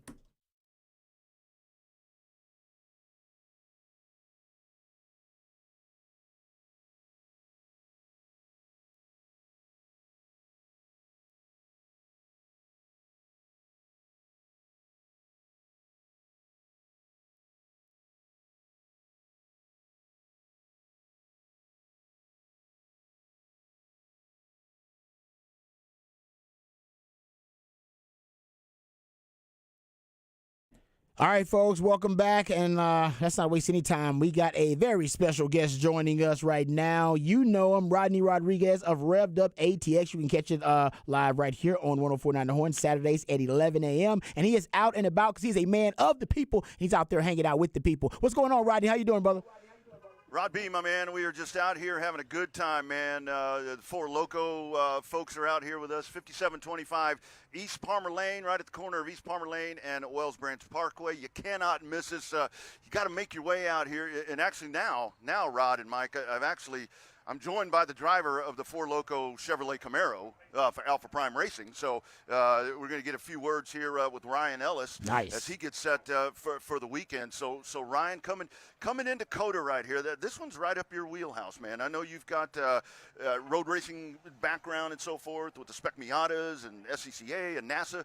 This is you got to be excited to be coming to this one. You've done your research, yeah. No, I love road course racing. I think it takes a little bit more talent. There's a lot more variables than your standard oval race. You know, Atlanta, we didn't even lift for 3.5 hours other than all the cautions. So I think we got a really good Four Loco Chevy for this weekend, and we got a really strong road course team overall with Sage Karam, Jeffrey Earnhardt. So I'm really, really excited for this weekend. And Ryan, this track very different from not your typical road course. I mean, this is a purpose-built, world-class race course. Talk about it. The elevation changes, the S's, the long straightaways, and all of that. This one throws a little bit of everything at you. Yeah, the front half is kind of like a slalom, so it feels like it's built for like a motorcycle or an F1 car, obviously. Not much we can do as far as passing. There's a lot of crashing opportunity and bumping and banging, but the back half's very technical. We're able to have like a good mix of high braking zones, like heavy braking zones, some lighter stuff, and some really technical corners as well. But I love the tracks with a lot of elevation changes. It makes it a lot of fun. Just balancing the throttle and the actual overall handling of the race car. What do you think, Rod and Hard? You guys ready to strap into one of these things and head on out there and run 200 miles an hour down that long back straightaway, gentlemen? No, I'm cool. I don't think I'm a good enough athlete for that, brother. I can't hang. I'm cool. We'll let it ride. I think you guys would do just fine. Lastly, Ryan, previewing this with you guys, the Xfinity race coming up, the second race on Saturday. Your thoughts going into this one? As always, a very strong Xfinity field. Lots of good teams. Lots of strong competition out there this year. It is insane. It's a competitive enough field. This is the most competitive Xfinity field I've ever seen. I'm not just saying that to sell it. Like, it's absolutely stacked this year. We were like a 15th, 13th place team last year. Now we're 18th to 20th. So got a little bit of room to gain, but got like 5 extra cup cars out there. This track is one of the hardest in terms of like the wear and tear on your body and the race car. I think I burned 2,800 calories in a 2.5-hour race a few years ago. And now we don't have stage breaks. So That's right. we're all going to be freaking dead. There were like 10, 12 drivers laying on the ground getting IVs after this race a few years ago. So I can only imagine it's going to be way worse. No doubt. There he is, Ryan Ellis, guys, driver of number 43 Chevrolet Camaro, the Four Loco car. Be looking for it on the track there Saturday out at Circuit of the Americas. All right, well, thanks for your time, Rodney. Appreciate Best of you, luck Rodney. to you, man. Thanks for that. And Rodney, thanks for you and giving us all that great information and delivering the science on all of the racing action happening this weekend out at COTA. We're going to check in with you again coming up a little bit later on in the 5 o'clock, Rodney. So we appreciate your time, brother. And let everybody know out there that Ball Don't Lie says what's up to the people. And rev up, baby. Rev up racing. Got it. Thanks, Got Rodney. it. Come see us. Speedy Stop. You betcha, guys. All right, that is my man Rodney Rodriguez of Revved Up ATX. You can listen to it 11 a.m. Right here on 104.9 The Horns on Saturdays. Revved Up ATX, great knowledge by my man Rodney, man. I'm telling you, he breaks it down like no other when it comes to racing. So go check him out, East Palmer and Harris Branch Parkway. We'll come right back. This is Ball Don't Lie, 104.9 The Horns.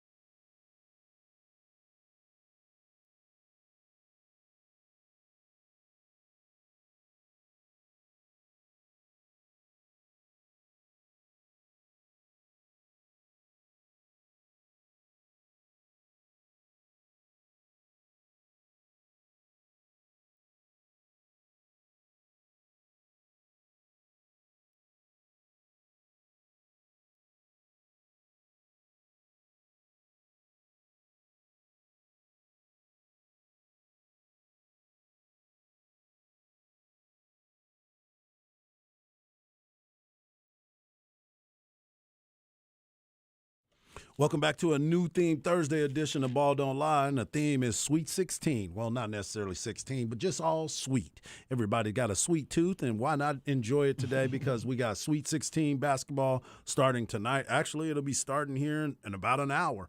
We get our first game over in New York City. Nice. New York City. But it's your boy Hardball Harge. You can follow me on Twitter at Hardball Harge. You can follow my man Rob Babers at Rob Babers, and you can follow the man behind the glass that's in charge of all our themes every day during the week at It's Patrick Davis. We also love it when you're a part of the show, and we appreciate you every time that you are. And I don't appreciate y'all making fun of Blue Chew.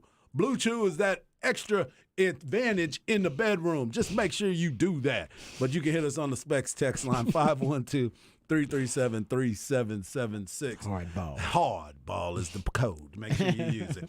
Hey, but I wanted to talk about this since opening day is just around the corner.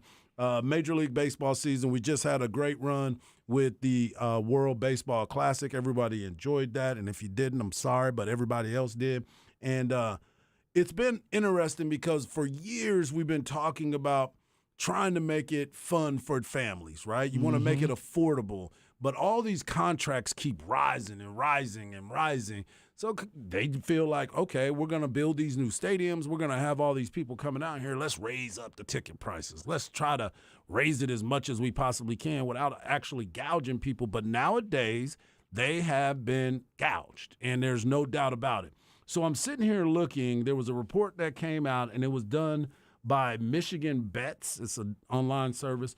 But it was talking about from ticket prices for home openers this year. Okay. Not talking about all the other games. There may be some prices, you know as well as I do. Sometimes the prices go up. Sometimes they go down, depending on who's coming into town. And this is all based on third party, too. So some of this stuff, like Patrick, we were talking about it before with the San Antonio Spurs and trying to get tickets for the Alamo Dome. But you had to go through third party on most of them, and then they just hike up the prices. And we know a couple people around there that do that. But I also wanted to bring this up. So opening day for the Minnesota Twins. The Minnesota Twins, their first game will be against your Houston Astros, right? Go Astros! And they are the cheapest ticket for you to go to the game, believe it or not. And I think the reason why it's the cheapest ticket is because it is cold in Minnesota. You know what I'm saying? But they got the dome now, so they should be okay. You should be able to go out there. Still cold, man. Still cold. Still cold. So the ticket for the opening day, which will be April the 6th for the Minnesota Twins hosting the Houston Astros, the cheapest ticket for the home opener is $21.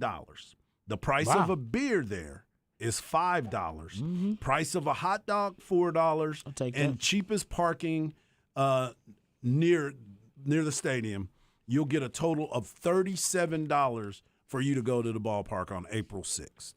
That's outstanding. That's fantastic. That's outstanding. The Cleveland Guardians, they will be hosting the Seattle Mariners on April the 7th. They have a ticket for $25, $5 beers, $4.50 hot dogs, and $5 parking. Okay. So you get in there for $39.50. The Oakland A's will be hosting the Los Angeles Angels on March the 30th. $21, $7 for the beer, $6 for the hot dog, $7 for parking. So you get into the ballpark with everything for $41. That's a deal. That's a great deal, Man. especially in Oakland where it's kind of not a good spot Hey, either. come on You know now. what I'm saying? My wife was born in Oakland, man. But have you on. been to the stadium? Ask her if she's been to that stadium. No. Exactly. They're Giants fans. So, oh yeah, and they just said that the Twin Stadium is open air now, so you are going to be cold. So that's probably why those prices are down. Okay. Well, here's the team with the highest price. Who would you think it will cost the most for opening day where the game will be played on March 30th, and I'm just going to tell you this. The ticket for the home opener is $104. Which Major League Baseball team has? Let me Scott? give you all the rest. Okay. $8 for the beer, $6.50 or $6.75 for the hot dog, $45 for the parking, for a grand total of $163.75. Who do you think that will be? Is this the most expensive? It's the most expensive opening day then ticket. It's got to be either New York or L.A. Nope. Where is it? The most expensive outing will be the Texas Rangers hosting the Philadelphia Phillies. Man, The ticket is What? okay. The That's ticket is ridiculous. is what is Come the difference. $163 at the Gilf? at the Gilf. Come on, Globe Life. get out of here. But That's to ridiculous. But to your point, the biggest ticket price is the San Diego Padres ticket. They open against the Colorado Rockies. The ticket for a San Diego Padres game is $143. yeah, I can see that. But you get $5 for your beer, you get $7.50 for your hot dog, and you get $8 for parking. Think about that. Those are the two most expensive places to go watch a baseball game on opening day. The Texas Rangers and the San Diego Padres are the two most expensive. Why are the Rangers are so expensive? Is the Rangers just because the parking they can jack up because they know everyone has to drive out there because it's in Arlington? Because it's in Arlington, number one. Number two, you have to share a parking lot with Texas Live, which is in the same parking lot as well. And you know what the price is for parking at Jerry World. Yeah. Jerry World's expensive too, That's and it's right insane. across the street. That's true, but still. Yeah. Come on, The man. most expensive parking on opening day is the Texas Rangers by far. By far. That's insane. So it's unbelievable to I me. can't believe that. So, and again, the Padres ticket is $143. Rangers ticket is $104. But the total package for everything that I mentioned that you would get there, $163.50 for the Padres and $163.75 for the Rangers. So I'm guessing the Yankees and the Dodgers are both starting on the road? Yeah, but they would still have their opening day. Okay, Don't forget, they I will gotcha. still have their opening day, but the price doesn't seem to be affecting what they do. The Yankees' opening day will be March 30th. Their ticket is $81, $6 for the beer, $3 for the hot dog, and $10 for parking. You get that for a grand total of $100. The Boston Red Sox, also on the 30th, you get their ticket for $70, $9.50 for a beer, $6 for a hot dog, $29 for parking. Unbelievable. So, yeah, it's unbelievable those parking prices. is big, as we Parking know- is the biggest thing. As we know here on the 40 acres, It's parking prime. is big business, man. It is. It's definitely- big business. And if you park illegally, it's bigger business man. because they're gonna come and get you. Yeah. So that's my part on the baseball part. But I want you to listen to this Deion Sanders cut about single-digit numbers. Now, I want you to think about who are some of your favorite players that wore single digits throughout your career, whether it's at the University of Texas or whatever college you root for. You start looking at Major League Baseball, you look at basketball, think about all the people that had those single-digit numbers. And then I want you to listen to what Deion Sanders had to say about how you earn those single-digit numbers. Anybody here over 45? Didn't we have to earn every darn thing we got? Ain't nobody gave us nothing. So this whole new thing, first of all, we got this new thing now in college football about double numbers. We didn't have, if somebody gave you a double number in college, that assured that you weren't gonna play. That's how it was, wasn't it? Now it's like normal. And you gotta earn stuff. Ain't nobody giving you nothing. We got kids, they ain't played a snap, and you want to be one? You know what number one meant back in the day for us? That you were that one. Now you got number one getting the frame tore out of him out there on the field. Like, come on, you got to be crazy. Now it's a fight in the stands because the mama's wearing number one and her son, her baby's getting murdered out there. Like, come on. Like, it's just a new day. Single digits was something you had to be him. You had to be him. Now you got linemen wanting zeros and threes. Okay, if I give a lineman that number, the DB or the receiver or the running back can't take that big number. So now I got a deficit of numbers. So all this stuff is strategic. But I'm old school, man. I come from the place you got to earn it. My school closed I went school shopping. I had to get a job and work and earn that. And that's why I appreciate those kind of things. That's why my kids have to earn things. Everything they've gotten in life, they had to earn it and work for it. So when It's you true, talk though. about 100%. I remember that. And I was thinking, when I came up to varsity baseball, I was wearing number 17 because the older guys were wearing the numbers that they had earned. They had put their time in, but my favorite number was 10, right? So when I played varsity football my first year, I had to wear number 7. Yeah. So but I wanted number 10. So it's like, nah, man, you can't get that. You can wear 7, which is rare because I was a young football player. That's They was single like- digit, though. They gave me the single digit. I ended up starting, but at that time, I was trying to figure out why I can't get my number. Well, that just told you right there. Right there. There it is, right there. I like that, though. I like what he said. I remember that time we got to earn the single digits. Yep. I wanted the single digit when I got to Texas because I was number 2 because of Dion in high Right. school. Couldn't get the single digit. Ended up with 2-1. Just kept the 2-1 Right. because I couldn't earn the single digit. You had to earn it. But you worked your way to it. But at that, you made 21 I years. was like, yeah, 21's my number. Yeah, I'm that's not gonna me. change numbers. Now Yeah. guys do that though. They change numbers all the time. all the time. They just change numbers quick. X just did it. 'Cause He yeah. went from 8 to 1. No, I mean Jordan Winters had like 4 numbers I already. think Like he's wearing guys, 13 now. yeah, like guys change numbers all the time. Back in our days, like no, you should get your Right. number. It's your number. That's I who agree. you are. It's a very different world we're living in, man. Exactly. Yeah, you're right and about Dion that. said it with a cowboy hat on. He was letting you know right off the rip with his cowboy hat on. Yeah, no, he was clean. He was clean.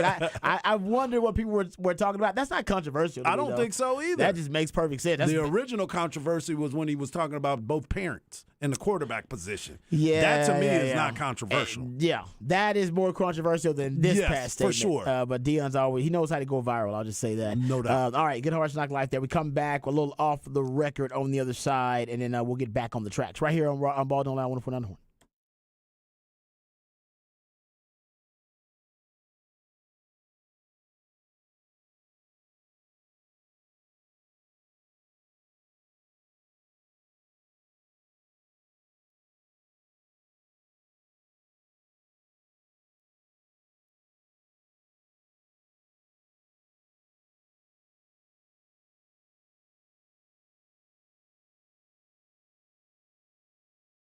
Hey, what's up, folks? Lifetime Longhorn Rod Babers here. Let me tell you about my good friends over at Apple Leasing, because we all know that time is money, and so do my friends at Apple Leasing, but they understand that time is money for you as well, and they want to save you both. They want to save you time, save you money, but also find you great value. That's what my friends at Apple Leasing are really good at. As a matter of fact, they can help you find the price you want, the payment you want on the car that you want, and all it takes is one phone call or one click on Apple Leasing's website, and you'll get a quote on any make or model vehicle that you want. They can even give you an estimate on the value of your trade-in right over the phone. See, Apple Leasing's simple interest, easy lease makes things, well, simple, because it gives you a lot more flexibility, which is going to give you more possibilities and options to help you find the vehicle that fits you best, but more importantly, the vehicle that fits your budget best. Inflation is out of control. It's through the roof. It's never been more expensive to buy a new car, buy a used car, buy anything for that matter. So leasing actually makes more sense than ever. You're only paying for the part of the car you're actually using. So call Apple Leasing today, 512-346-9977, and let them see how much money they can save you. The car market right now is unbelievable. It's crazy. It's pretty hectic. You want someone that's going to have your best interests at heart and walk you through every step of the process. That's what Apple Leasing is going to do. They get all the same discounts, all the same incentives that the dealers do, except my friends at Apple Leasing, they'll pass those savings right on to you, the customer. So give them a call, 512-346-9977, or visit appleleasing.com. That's appleleasing.com.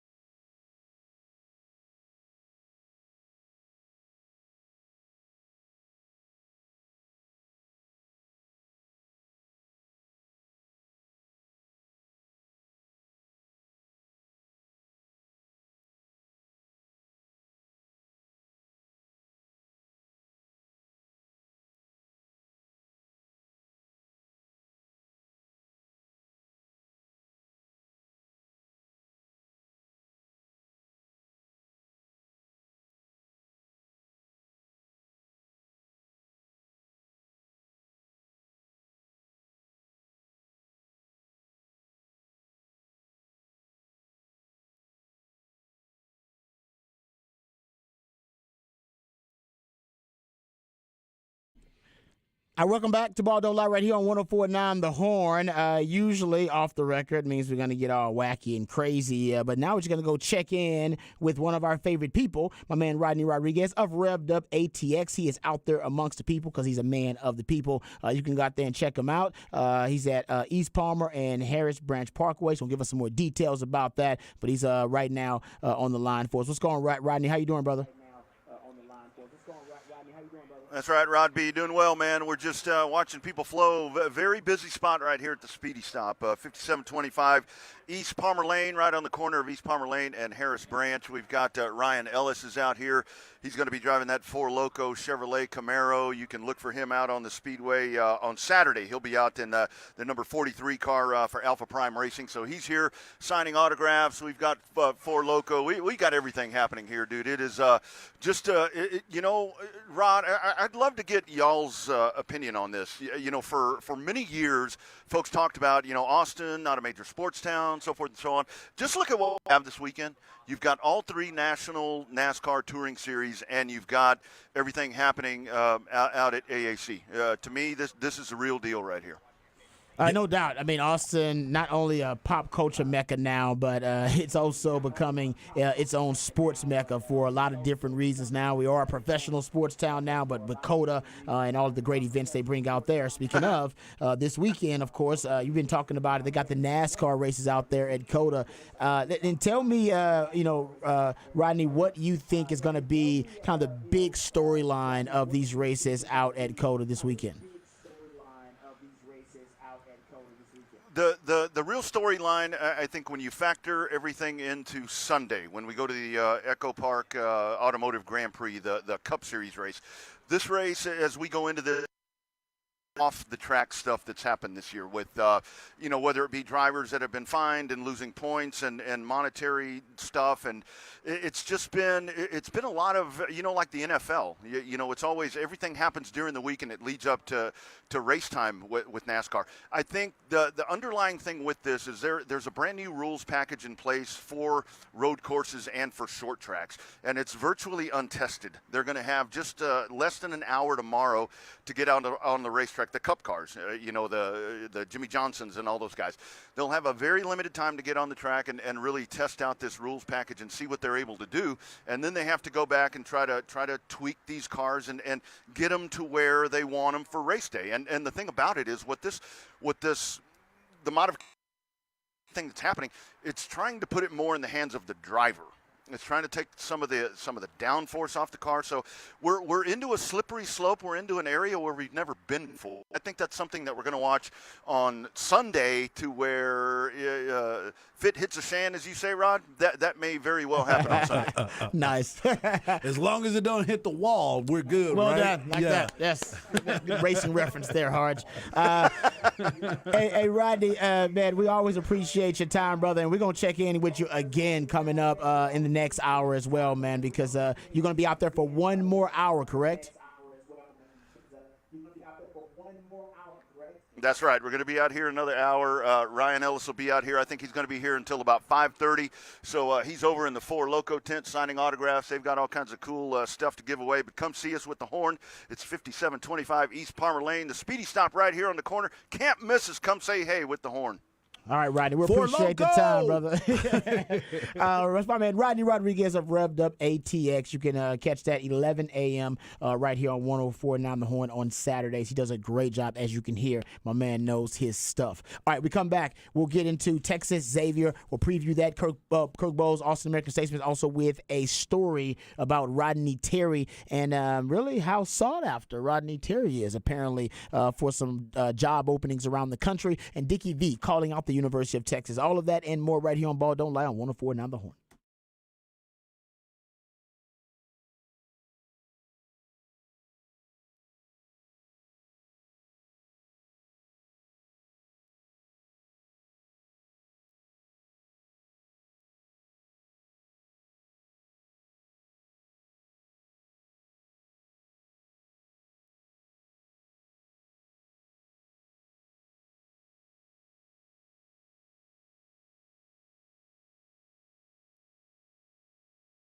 Mike Harge here, and I want to talk to you about my friends over at Allstat Beer. Make Allstat your beer of choice. Allstat Beer is born in Fredericksburg, Texas, right in the heart of the Texas Hill Country. They have a beautiful state-of-the-art brewery. The brewery prides itself on their award-winning German-style beers. They also have a fine dining restaurant and a tap room where you can try multiple flavors and pick one that you really like and find it at your local watering hole or where you can pick some up on the way home. Regardless, make Allstat your beer of choice. This weekend and almost every weekend, the brewery also has live music. So plan a trip today, get with some friends, and enjoy some great beer with some great food and, of course, some great times. Make Allstat your beer of choice. Go to allstatbeer.com to find the local watering hole and where you can pick some up on the way home. Allstat beer is 100% German beer that is made with 100% German ingredients. That means German hops, malts, and yeast. And, of course, they have that natural hill country water. Allstat beer, no impurities, no regrets.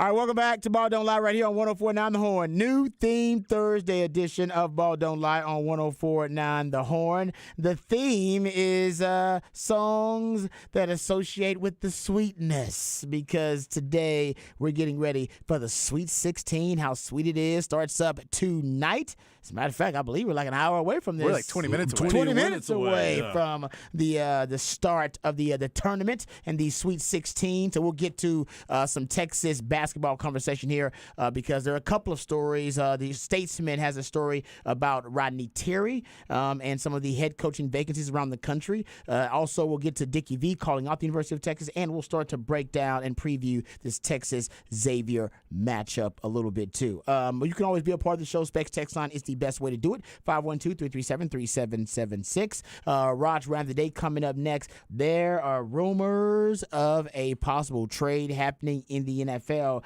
that, if it is the right trade partner, could rock the league, in my opinion, to its core. We'll talk about that coming up in Raj Rant of the Day. Also, there's clarification on who kinfolk might have been who represented Lamar Jackson and reached out to teams, which actually was against the CBA. So, violated the NFL CBA to reach out to teams because the person that reached out to these teams was not certified by the NFL Players Association to be an NFL agent. So we have a little bit more clarity on that situation. We were wondering who could have been the person reaching out. Patrick's theory. What was your theory about the Lamar Jackson kinfolk representative reaching out to NFL teams? I was hoping it was him just doing a different voice. Turns out I don't think that's going to be it. No. Actually, I wanted that to be true. And I was still believable until they Ballard found out Jackson. information. Until they found out information about who this other person is. Yeah. It could have still been true because he could have just used the name. That's a good point. Actually, unless we get some deep diving, we can go I kind think of Tom Pelissero had rabbit blown holing. up who this guy is. Oh, does he though. have details about his life and stuff? Yeah. Oh, okay, so it's a real Tom person. Pelissero knows this All is a right. real He person. cyber stalked him pretty fast. All right, I imagine because I think I was looking at Hart did somebody too. on Facebook looking for him to see Hart- who he is. As soon as I said today, Hart started cyber stalking. Just I guess everybody but cyber that's because stalked Hard this guy. knows everybody. So he's like, you know the 8 degrees of Kevin Bacon? There's 8 degrees of Hard. He's like, I bet he can get a hold of this guy within 3 phone calls. I'm gonna try to I find out bet he for could. us. I'm gonna try to find out for Well, us. if you can, try to find him an agent. Get in touch with him. Or recommend Laramie Tunsil to be his agent, apparently. Exactly. Will you say Laramie Tunsil was on Pat McAfee today? Yeah, he was on Pat McAfee gonna have to today. check that out. So he was his own agent, but then he had like a guy that he had an talked advisor? to. He had an advisor. Yeah. I think Lamar Which- Jackson's got to have an advisor, right? Well, and Long as what it ain't Laramie- kinfolk. What Laramie Tunsil told him is, "Hey man, hit me up. I'll give you my contacts, my guy's information, and you can work with my guy who just got me to be paid the highest left tackle in the I'm NFL. surprised it hadn't happened. Why aren't you ever. talking to my guy? Yeah, I'm with you on that. I mean, I wonder. That's a good point about the advisor. I do wonder who's the advisor for Lamar Jackson. I know he's got one, but Well, do you see what the tweet from Tom Pelissero says this guy is? oh no, I didn't. All right. it- What it- does he say he is? He is a Florida man, already a good start, who most recently was pitching a home fitness invention. He doesn't say it's a Florida man on the tweet, does he? He says Ken Francis is a Florida man who Oh, most no! recently was pitching a home that was fitness intentional. invention. That is everybody knows Well, Florida don't- man is a thing. say- But wait. He definitely put Florida man there on purpose. A Florida man calls Florida NFL teams? You could have said Florida native, a Florida native. Yeah, that's a right, city, right, you know right. what I That's- mean? that's true. Florida man A is Florida man. Yes, it is. It is in our lexicon now. Everybody knows Yeah. Florida man and what it means in Yeah. the modern pop Matter culture of fact, sense. they do a segment on Light the Tower. Florida, exactly. Everybody knows a Florida All right, man there's gonna be a means. like the tower tomorrow. Exactly. Florida from man that tries Ken to negotiate Francis. nine-figure contract. Florida man. That is fantastic. Well, here's the thing. Tom And- Pelissero. in defense, Lamar Jackson is from Florida, so he too is Florida man. No, you want to be He's a a Florida native. You want to be a Florida native. I want to be a Floridian. Yeah, I'm talking about Kid Francis is a Florida man. That is not cool, Tom Pelissero. We know what that means. There's an underlying context. I got there. jokes. I got jokes. That is great. I love it. All right, we'll get to some NFL news notes and nuggets coming up at the top of the 6 o'clock, gentlemen. Let's get to the Longhorn-related stories here. Go behind the burnt orange curtain first. Let's start with the Austin American-Statesman story. And then we'll get to Texas Xavier. Remember, we still got another day to break down that matchup. But it was reported today by the Austin American-Statesman, and I believe it was Kirk Bowles, but it says here, just told the Austin American-Statesman. So it did say that Rodney Terry, interim head coach Rodney Terry, is being pursued for head coaching openings at Penn State and at Cal. A source with knowledge of the situation told the Austin American-Statesman on Wednesday. So he's now sought after. We know that, and that should have been the case. He's a coach of the year, so sporting news coach of the year. Yep. Oh, Shaka just won a coach of the year award too. Didn't he? Yes, he did. I forget what it was. I have it. Hold on. I think it was a Writers Association. Was it the College Basketball Writers Association? You may be correct, but I do Could have be. it. I believe So, that hold on. might be it. But if I'm wrong, he won one of the Coach of the Year awards. Hell, I believe the last 3 coaches at Texas have been a Coach of the Year. Then At some point. That's right. That's right. Some point, sometime or You another. are correct, my friend. Right? There you go.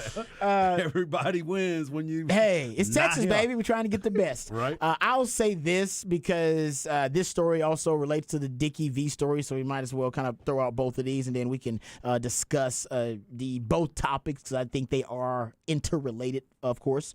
What Dickie V also came out today and had some harsh criticism for the University of Texas overall, I guess the decision makers, if you want to call it that, because his tweet that he threw out, he put out a tweet, and remember, he's been very vocal, even in his broadcast, about the lack of urgency on the part of Texas to remove the interim tag from Rodney Terry and give him the head coaching job.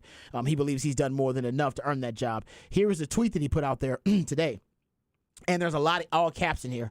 And there was a texter earlier that had a great tweet, and I meant to read it earlier and I didn't text her. It was fantastic because I said, Dickie V puts out this tweet at Dickie V.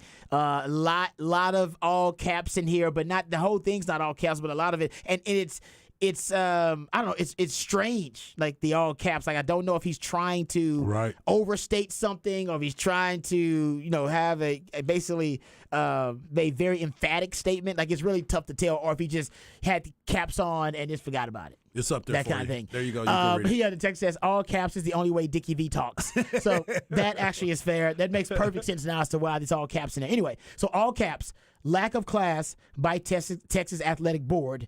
Then we go back to, lowercase. I can buy waiting until the end of the regular season on the status of at Rodney Terry. So he does tag Rodney Terry in the tweet. However, continue the tweets. However, after winning, all caps winning, all right? So to me, it sounds like the Charlie Sheen winning. And then he tags at the Big 12 Conference in it. I say after winning the Big 12 Conference title, he, and this is all caps again, deserved, lowercase, all caps, multi-year deal. All caps. Well, I think that all caps is on purpose. It's just kind of sporadically thrown out all throughout the tweet.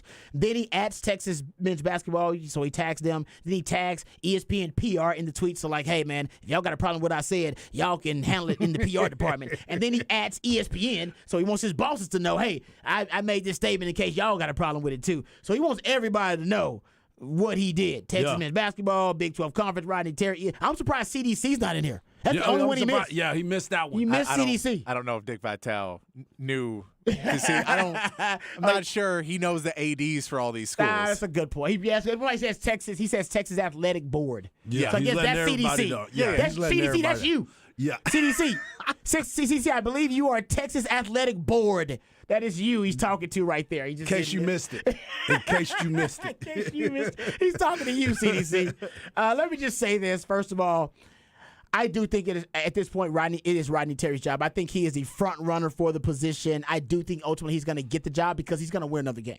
We'll get to breaking down Texas Xavier. Yeah. I think he's going to win the game, get to the Elite Eight, and then leave even less doubt than there already is that he's the guy. I like that. I don't think you can do anything now, though. It's just you don't want to disrupt, discombobulate the mojo of this team. This team they are just really playing well, and they just got this really great vibe with them, and I don't want to disrupt that. And that stuff is too fragile. You don't want to mess with that. So I understand not doing anything now. Now, if you were going to do something after the Big 12 conference tournament, should have did it then. If you were going to do something after the regular season, should have did it then. But I'll say this. This is kind of my butt on the whole thing. The Kim Kardashian, Nicki Minaj, Serena Williams size, Cardi B size, Megan Thee Stallion size butt. It is is a kind of a known, I don't know if it's something that is factual, but it is considered to be more like, I don't know, folklore, or at least it is believed that most athletic directors out there, they have this magic list of coaches they want to hire for every job, for every different sport. Absolutely. And they Should carry have that one. with them like Robbie carries his notes around every damn where. These are my guys. I got a list. It's probably on their phone now. And it is my belief that if that is indeed true, that every athletic director has a list of great coaches they want to hire for every job, that it is fair to say Rodney Terry was not on CDC's list to start the season. He was not on that list once the crisis happened with Chris Beard. It is fair to say that Rodney Terry probably wasn't put on that list at the top of it until he won the Big 12 conference tournament. That's fair. There's There's nothing wrong with that thought process either. There's nothing wrong with that theory. I agree with you 100%. If that's the case, then it's been how long? 3 weeks? 2 weeks? A little over 2 weeks or something since the Big 12 conference tournament? Three weeks, something like that? Yeah. Hadn't been that long. Yeah. So I could see, and like I said, maybe this has already happened, but my theory is that he's got a list. Rodney Terry wasn't on the list. Rodney Terry just got put at the top of that list once he won the Big 12 conference tournament, and CDC said, you know what? Man, he might have what it takes. Yep. I got to seriously consider Rodney Terry to be at the front runner for this position, and I think now he is that, but for those who want to criticize CDC for not acting sooner, my thought process is he really just started considering Rodney Terry to be the guy.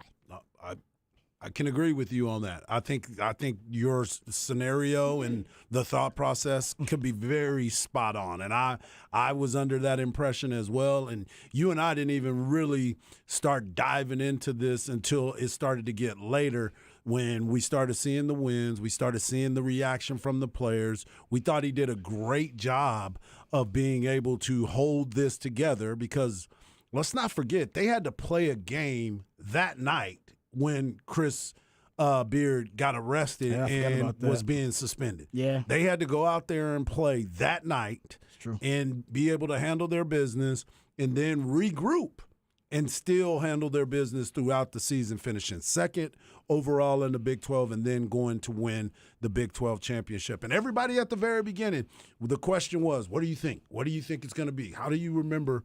How are you going to be able to keep this job? What does he have to do? And everybody set the parameters.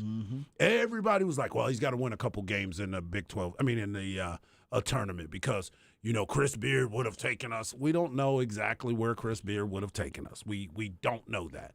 But what we've seen is this team rally around a coach, and they're playing for a purpose. And if you listen to any of Coach Terry's interviews, he always says these guys came back to play for a national championship. That's why we have a lot of these guys back at this university, and they are going out there and handling their business. Yes, there is coaching going on. We heard Vic Schaefer talk about that, and I believe that all of those guys have been taking the coaching and making the adjustments. I saw a video the other day. They showed him showing the clips in the locker room. They showed a video during the halftime and saying, this is what you guys are doing. This is where it is. And this was in the tournament. And that was the beautiful part about it. And I was like, okay, this dude has got this thing figured out. So these guys are playing for him, and he's been able to keep everybody engaged with what the plan is, and that's playing for a national championship. That's a really good point. Yeah, I mean, I'll just put in that I think what they've done of growing as a team throughout the season to fix problems and to grow, and to when we saw Jabari Rice step out from a role where it was been to be more of, you know, the other guards, and then when Tyrese Hunter was struggling, Jabari Rice stepped into that role. We saw when Timmy Allen struggled, other guys would take over, and now seeing in the tournament Dylan DeSue stepping in as a guy. That takes a lot of coaching to get a team to switch kind of what you do overnight like that. That's not super easy to do, because you have plays, as much as it doesn't look like they're running plays at points. There's a lot that goes into, hey, we are a guard-focused team, not going inside out, and now we are clearly going into the Sweet 16, a inside-out team. There's a lot that goes into it, and I think he's done a great job throughout this season of kind of shifting, whereas a lot of other coaches don't necessarily do that, especially in college. It's much more of it's my way or the highway. And it's not just Rodney; it is the entire staff. No doubt. On the coaching staff has just done a really, really good job. So I think if you are worried about anything, I think if you're CDC, you should have probably already made this decision by now because it isn't that hard. And you should also be focusing on keeping as much of this staff together as you can. Yep. That's a great point too. The And I staff guess is the most important part to me too. Yeah, and to Patrick's point, I guess the sooner you would make that move, and maybe this goes to your theory, Harsh, that behind the scenes it already has happened. Right. That we just aren't privy to that information. The coaching staff and the stability of as much stability as you can keep, you'd like to, because you're going to have a lot of turnover just on the roster alone. And you'd like to try to keep some stability with the coaching staff because you've already had turnover. I mean, that's Chris Beard out and Rodney Terry in. So, yeah, that's a great point. So, I think it's Rodney Terry's job pretty much to lose. Yep. There is a chance that, like I said, that list that CDC has, he still wants to explore that list, probably has already been exploring that list, and that he still wants to do his due diligence. And, by the way, that's his job. Yeah. So for anybody to criticize, like, oh, he shouldn't even be interviewing anybody else. Wrong.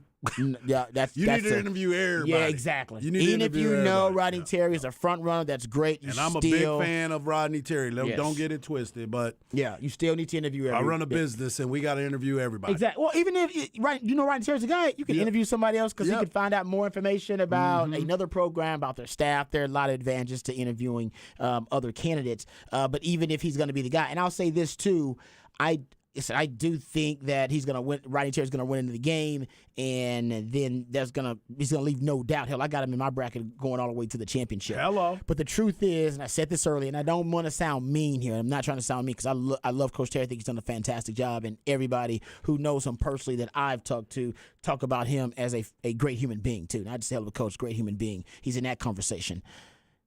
But in terms of negotiations with Texas knows, or CDC knows, there's no rush to this because Rodney Terry wants this job. He wants it bad. He's got it bad like Usher. You got it. You got it bad. He got it bad. He wants this job. No matter what job is offered to him. I don't think that, honestly, I don't know if there's another job in the country that he's offered that he would just leave up and leave right now. I know it sounds crazy. Yep. He wanted to retire here. Yes. He's talked about that. Yep. He talked about that as an assistant. Yeah.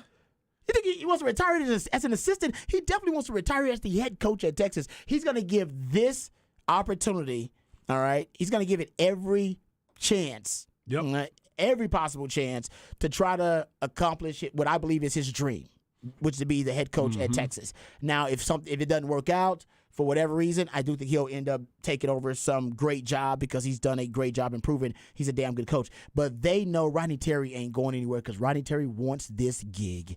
And there's nothing Texas can do that would be so offensive and such an affront to him that he would decide, I'm out. Right. That's too disrespectful. You shouldn't treat me like that. There's nothing they can do. Some people are like, oh, man, this is really disrespectful to Rodney Terry. It may be. He ain't looking at it like that. He wants this gig. Yeah. He was, so he's going to stick around. If they opened up the job interviewing process after the season was over and said, now we're interviewing candidates, he still would be a part of that interviewing process. He would submit his name. Yeah. And even though y'all be like, that's crazy. He's like, nope, he wants this job. Yeah. He wants it. Everybody who knows Rodney Terry knows he wants this job real man. bad. Everybody who knows Rodney This Terry dude knows. been around this university for a long time. He's been trying to hint at y'all that I want to be around here. I'm Hey, here. I want to be here. Yeah. And they know that. And a lot of us want him here too. I want him here too. I agree. It's a great point. Great point there. Yep. But what we are not is, and Patrick brought this point up, and so as a texter, BMDs, the big money donors. Yep. We are not big money donors. We are not big money boosters. I know some of them. They're nice people. They're great Hey, people. They're great. I will say, I saw some of them celebrating the win. Exactly. I saw some of them celebrating the win in the locker room, so I know Rodney's got a relationship. And I'll tell you what about that too. As long as you keep winning, hell, you're gonna get all the big money boosters in your corner that you need. Hey, Because that's ultimately what they really want. Yeah. It's to win so they can brag. But if there is an X factor that we're not considering, it would be the BMDs.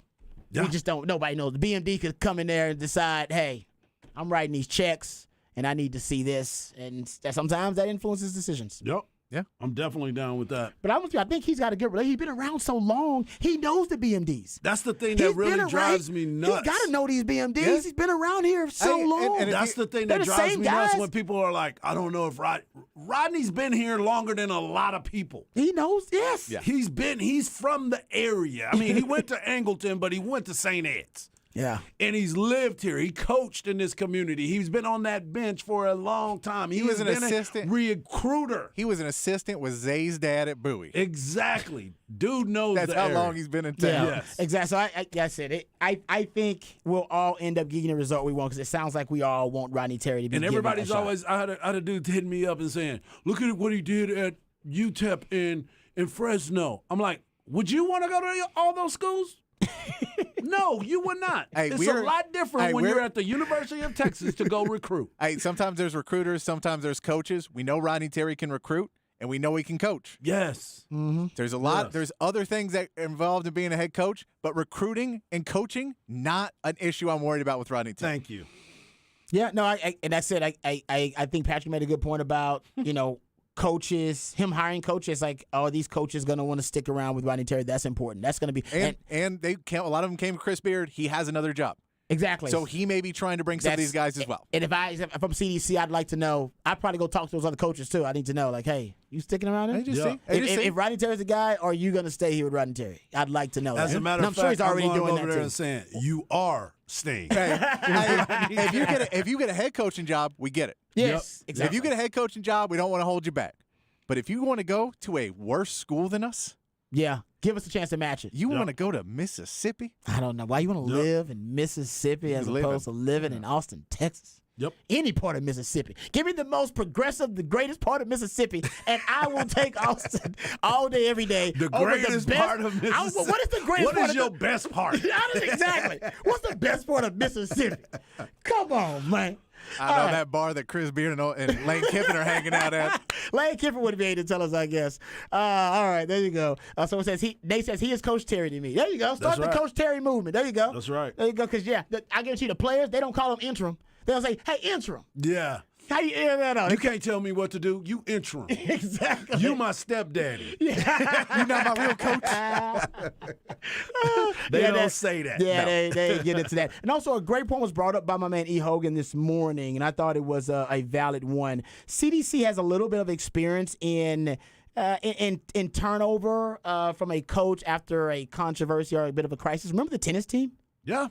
Remember Yeah. the tennis coach was it Coach Michael Centers. Center? Yeah, Coach Center. And then obviously the tennis team ends up going through a bit of a They crisis won a themselves. national championship. But then they end up making a run under the then interim coach. Yep. All right, and then he decided Bruce Burke, I believe is his name. Is that the coach name? And then he ends up becoming the head coach. Yep. They removed the interim tag, I believe. But it was at the end of the season though. It was after everything. It was already after he had won the championship and everything. Mm-hmm. So CDC waited till all of that was said and done before removing the interim tag. And yes, it's Bruce Burke. So that's a great example that he brought up on B&E this morning. I thought may have been relevant to the conversation. No doubt. Okay, we got Texas Xavier breakdown. We'll get to that a little bit later on. We got Raj Rant of the day You coming did good, up next. by the way, of saying Xavier. That I boy. know. I practiced last night, too. Did you just say? I'm an X-Man fan, so I want to go Xavier so bad, Yeah. like Professor Xavier. I but no, told my it's nephew Xavier. he couldn't come over because I didn't want to practice calling his name. Because he's an Xavier. Because he's an ex-Xavier. Yeah, everybody got to know the X. And when you hear Xavier, you don't know if you're an Xavier or a Xavier. Yeah. Huh? It all depends on your personality, I guess. All right, we'll talk more about that matchup a little bit later on in the show. We come back. We got Raj Rant of the day. There are a ton of rumors, and honestly, this is so much smoke. There's got to be some fire to it about where this receiver is going to be traded to. DeAndre Hopkins right now is considered to be on the trade market. Multiple sources, multiple reports saying he's going to be traded coming up before the draft. People are even speculating one of the teams, maybe even two or three of the teams, could end up being the beneficiary of his services. And if they do, I think he could be a game changer for these teams. We'll talk about that on the other side right here on Ball Don't Lie 104.9 The Horn.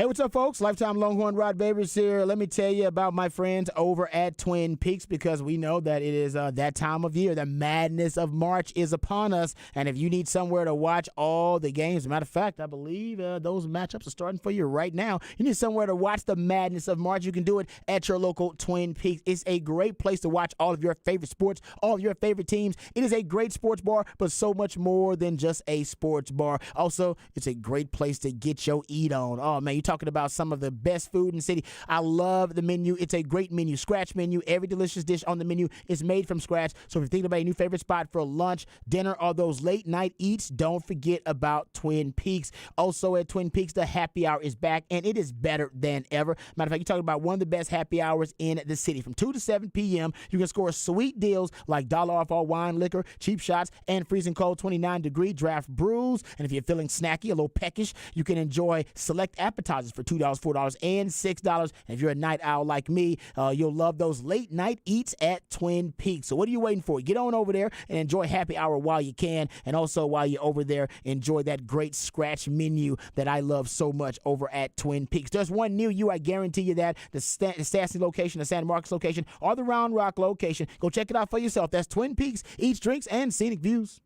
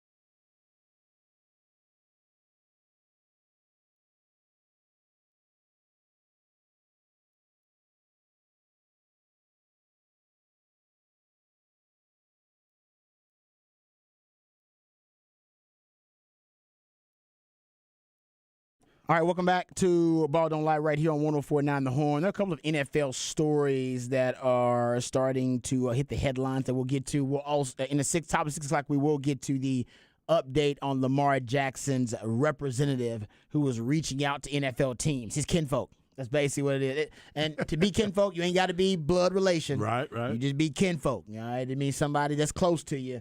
And this guy, apparently he and Lamar Jackson are really close. How did this guy get all the numbers? You know what? We'll get into it. Like, how did this random jabroni get numbers to NFL general managers? He And connected, dog. He you know connected. what? You know where I think he got it from? I'm not joking. I'm serious about this. You know why I think this random jabroni, I know we're going to get into Raj around today. You know why I think this random jabroni representing, and by the way, not a certified agent, representing Lamar Jackson while reaching out to teams on his behalf? And by the way, we'll get into why the CBA does not allow that. I think Adam Schefter or an NFL insider gave this random guy these execs numbers because all they want is access to reports about what's happening. And so if they can get closer to Lamar Jackson, that's all they give a damn about. Like, no, I'll give you a number. He won't know where I got it from. Yeah. Take it. You got it. Done. Just don't let him know. Which But he's I denying, by the way. Huh? He's denying that he's contacted anybody. Oh, what? Yeah, he's No. denying the fact. Hold up. So he's saying somebody else did it? Ken Francis says he's been denying Whoa. any time, any contact with anybody. So Patrick's theory is now back in play. Yes. That it was Lamar It's Jackson the whole Lamar time. Jackson that's using a rando's name and then find out that he's Ken real. Francis. Ken Francis here. Would you like to buy the entire gym? And also, you can sign Lamar Jackson. Hey, you know what? That voice is better than your voice of Lamar Jackson impersonating some rando yesterday. Yeah. Because yesterday it was way too white, and this time it's a little, I don't know. I can't bit tell more if it's ambiguous? white or I don't know Okay. what race it is, so that's good. I think it's better. Yesterday it seemed like you were trying to do a white guy's voice. It was like a Dave Chappelle white guy voice. I thought it was, I couldn't tell. I couldn't tell what ethnicity. Well, you know, I had to go to the Ken Francis voice. It's very different. Yeah, the Kid Francis voice. Oh man, that It's story, never ending. That story is the gift that keeps on giving. Matter of fact, Yeah, we're getting it's into that never story, good. man. We're It's gonna start never next segment. We're gonna start getting into that story. Yeah. That story's too good. Let's get into this NFL story though, because this might also end up as a big time headline in the NFL pretty soon. So DeAndre Hopkins wants to be traded, and it seems like the Cardinals want to trade him. Now, Albert Breer seems to be the one. Albert Breer and Pac-Man Jones, how about that, are the two sources in this story. Yeah, Pac-Man Jones and Adam, apparently he and DeAndre Hopkins are really close. Mm-hmm. I don't know when that's happened, but apparently they're really close. So Pac-Man Jones has a report. He works on the Pat McAfee show actually now, and that's why he is now considered to be a member of the media. But I digress. So they apparently, reportedly, I should say, the Cardinals want a second-round pick for DeAndre Hopkins. And another asset, second round pick and another asset. So maybe a starter or maybe a draft pick, whatever. But it looks like the market, whatever that means, Albert Breer's reporting the market's only willing to deal maybe a fifth and a sixth round pick for DeAndre Hopkins. And how about this? To me, you know, if that is the case, a fifth and a sixth round pick, you know who's setting that market? The Cowboys. Thank you. Give it up for the Cowboys. Cowboys letting you know, Last man. year, they misread the damn market so bad. They traded a number one wide receiver for a fifth-round pick when everybody else is trading their number one wide receivers for multiple first and second-round picks, and you had a young wide receiver traded for a fifth-round pick. This year, they're actually playing the offseason so well. They're so savvy. They actually are now setting the market Oh, yeah. for wide receivers on the trade market. Cowboys. Hey. I said, I don't know Jerry Jones. This has got to be weekend at Jerry's, man. I think they doing a weekend at Bernie's kind of thing. They trotting Jerry Jones around. There's no way Jerry Jones is making these decisions. I love it. But anyway, getting back to I it. love Okay, it, though. So they're saying he's going to go for a fifth or a sixth because that's more the Brandon Cooks price tag, and that's closer to what he's going to go for in the trade market. Hopkins is set to earn, I think, like $35 million or something like that over the next couple of years. He's going to be a huge salary cap hit as well, much bigger salary cap hit as well. But he's really productive. He's been going through some injuries. He had the suspension because of PEDs, but I still think he'll be highly coveted. But here are the teams that are interested in DeAndre Hopkins. And I thought this was good. So Pac-Man Jones, who's really close with Nook, he says 5 teams are in on DeAndre Hopkins. The Patriots, the Ravens, the Buffalo Bills, Las Vegas Raiders, and the Atlanta Falcons. Also, in addition to Pac-Man Jones's report, Albert Breer is reporting there's another team also interested in DeAndre Hopkins, and I hope and pray, and y'all should too, that he does not go to this team. It better not be the Cincinnati Bengals. It ain't. Who is it? Kansas City Oh, Chiefs. yeah, that'll be a big problem. That would be a big problem. That'd be a big problem. That'd be a problem. You always talk about a cheat code. Come on, man. You got to take care of Kelsey on the inside and deal with that dude on the outside? Yeah. Because they just lost 2 wide receivers, They too. did. They lost Juju and Markel Hardman. Yeah, Hardman. Yep. And oh god, I know they can work the cap space because Brett Veach is a genius as a GM, so I know they can work that out. Out of all the teams, Kansas City worries me the most. Buffalo should also be concerning. Buffalo gets that guy. You talking about a scramble drill where you can just chunk it up to Nuck like out of nowhere. He can win the 50-50s, turn them into 80-20s. That's scary. And then we know Lamar Jackson reportedly wants out of Baltimore. If you ask the representative who was calling NFL teams on his behalf. But if they keep him one more year, and we all believe he's going to stick around there at least one more year with the franchise, and maybe he'll decide he won't play at all and won't sign it. So that could happen too. Right. He could just decide he wants to go nuclear on the whole damn thing, which I hope doesn't happen because everybody loses. But Baltimore, man, with a Lamar Jackson and a DeAndre Hopkins on the outside. Yeah. That would be scary. So of all the teams that are listed, Kansas City freaks me out the most because this will remind me of that A.J. Brown trade to the Eagles because they already got Travis Kelce. They got Travis Kelce. Arguably is the best receiving bargain in the NFL. You got to pay him like a tight end.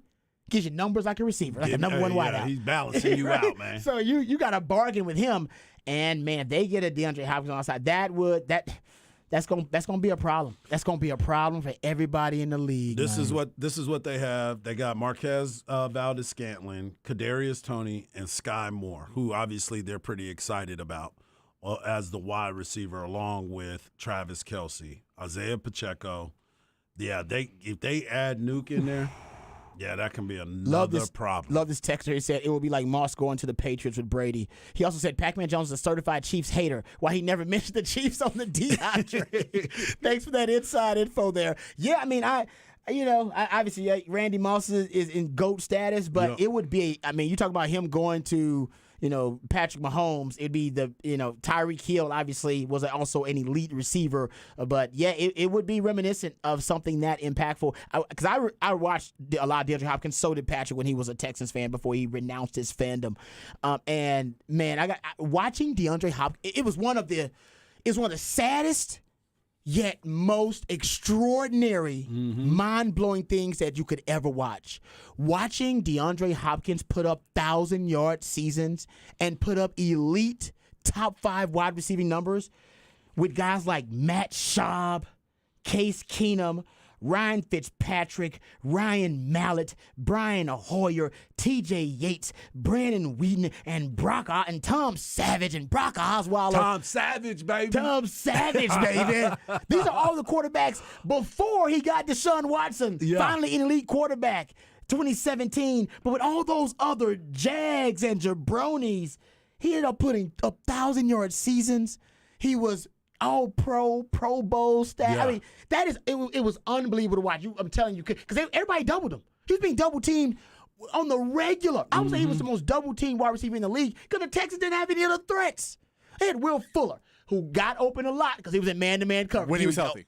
When they Patrick gonna bring him a former Texans fan that he remembers. Stalking his ex. Those were the rough days. A real Texas fan remembered when he was healthy. When he was healthy. When he do you was play? healthy. 4 or 5 games a year? Maybe 6. He pushed. I was gonna say he pushed to 7. That was a good 7. year. Hey, if you're putting together halves, Yeah. No, but you're right about that. But most of the time, it was DeAndre Hopkins, man, a one-man show. And I ended up coming up with a nickname for him. And my nickname for D-Hop all back then. And now I still think it may apply. I called him Spanx.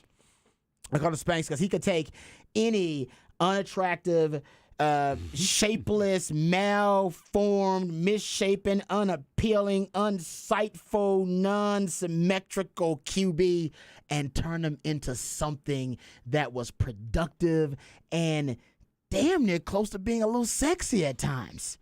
And he could do that. That's what Spanx does for a lot of these ladies out here. All right, there's a lot going on down there, but just put on them Spanx and real quick, like take a few inches off the waistline and make them look like a Coke bottle figure. You take them home and you be like, well, what? Splack. Hold up. That's not honest. Hey, that's the way it goes. It's all good. That's what DeAndre Hopkins was. Hit the lights. Turn them off. Hit a Teddy Pendergraph. Turn them off. But that's essentially that's when he was not there with Matt Schaub and Case Keenum and Ryan Fitzpatrick and Ryan Mallett and Brian Hoyer and T.J. Yates and Brandon Whedon and Brock Osweiler and Tom Savage, when they did not have my man DeAndre Hopkins, Spanx. Oh, turn them off. Yup. I don't need to see it. I turned the TV off. Turn it off. I don't want to see that. So that's what I called him, and I think no matter who he goes to, and I'll say I'm actually praying it's not Kansas City. I don't want to see him in Kansas City either. Yeah. I don't, because I think they're gonna win the Super Bowl. Well, there's a good chance they're gonna win it anyway. No they doubt. get him. We might as well just. I'm gonna start call looking it. I'm gonna look at mybookie.com and I'm gonna check and see what the odds are for the not San Francisco, but the Chiefs. I know. See what they are now, because if I sprinkle a little bit on it now, What? good return on No, that. I'm gonna need Roger Goodell to pull a David Stern. And Just try to block step it. on in there. You know what? Excuse me. I We're can't not let gonna be that able to happen. do No, that. this is about Yeah. competitive balance around here. We can't I let like that it. happen. All right, we come back. We'll get into this Lamar Jackson story because it is the gift that just keeps on giving. We will do that coming up next segment right here on Ball Don't Lie, 104 Down the Horn.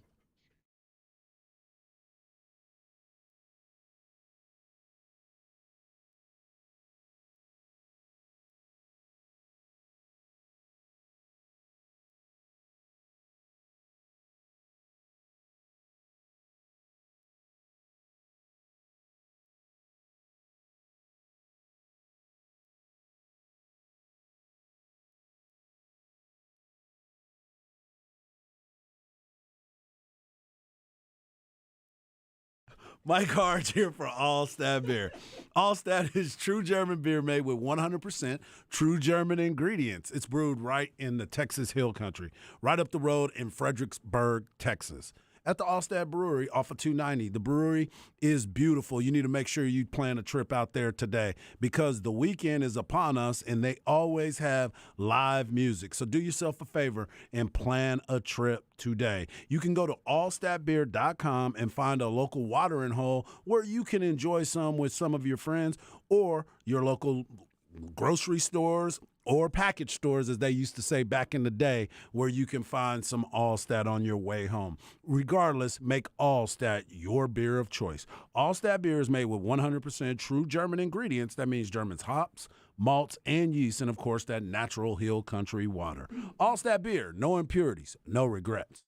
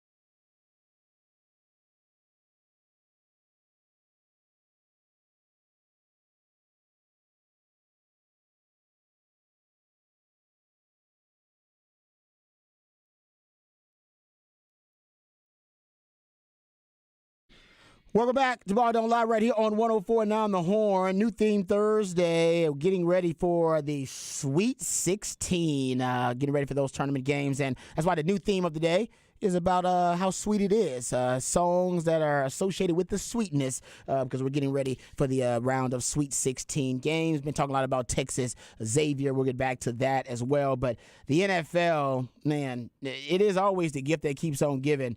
But this Lamar Jackson story is strange. It is weird.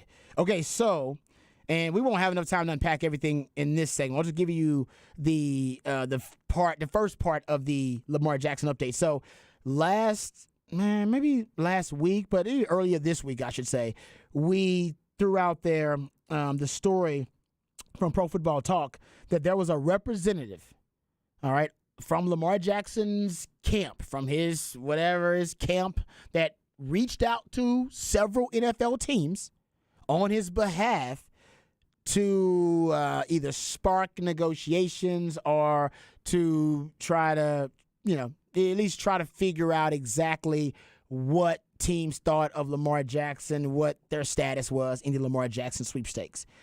We didn't know who that was. Patrick had a great theory that maybe it was Lamar Jackson using a weird, strange voice and impersonating somebody else, trying to see what NFL teams thought of it. It's actually not that crazy when you think about it, all right? But now They want a Zoom call with him, though. now it's been exactly. Then you can spoil his plans, expose them. But now it's been reported by Adam Schefter that the NFLPA informed the NFL that Ken Francis, who they are identifying, they are saying the person that reached out on behalf of Lamar Jackson as a representative was this guy, Ken Francis. And they are saying he is not a certified agent with the Players Union. And there are rules with the new CBA against anyone reaching out on players' behalf who don't have certification from the NFL Players Association.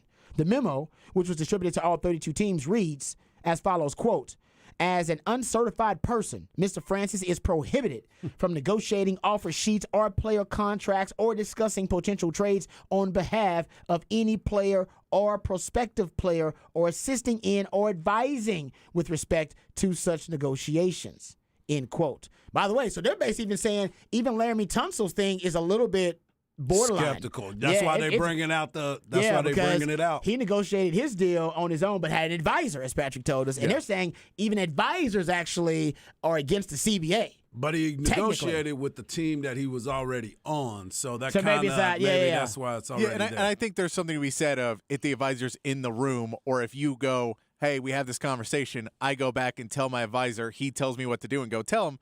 You can't tell them, no, you're not allowed to talk to anybody. Yeah, exactly. You can't do that. Yeah, You're no, right. I'm sure that you can find loopholes in all the way through it. But and then so now they're basically responses or retort from Lamar Jackson's camp and from this guy Ken Francis. They have both responded to the allegation that Ken Francis, this allegation is by the NFLPA, by the way, that Ken Francis was kinfolk, or he was the representative, doing air quotes here, that reached out to teams on behalf of Lamar Jackson. So we'll come back and then we'll give you the Lamar Jackson response and the Ken Francis response to the allegations from the NFLPA and the NFL. Oh, it gets wilder. I assure you, this is the tip of the iceberg. All right, we'll come back. We'll get into that and more right here on Ball Don't Lie, 104.9 The Horn.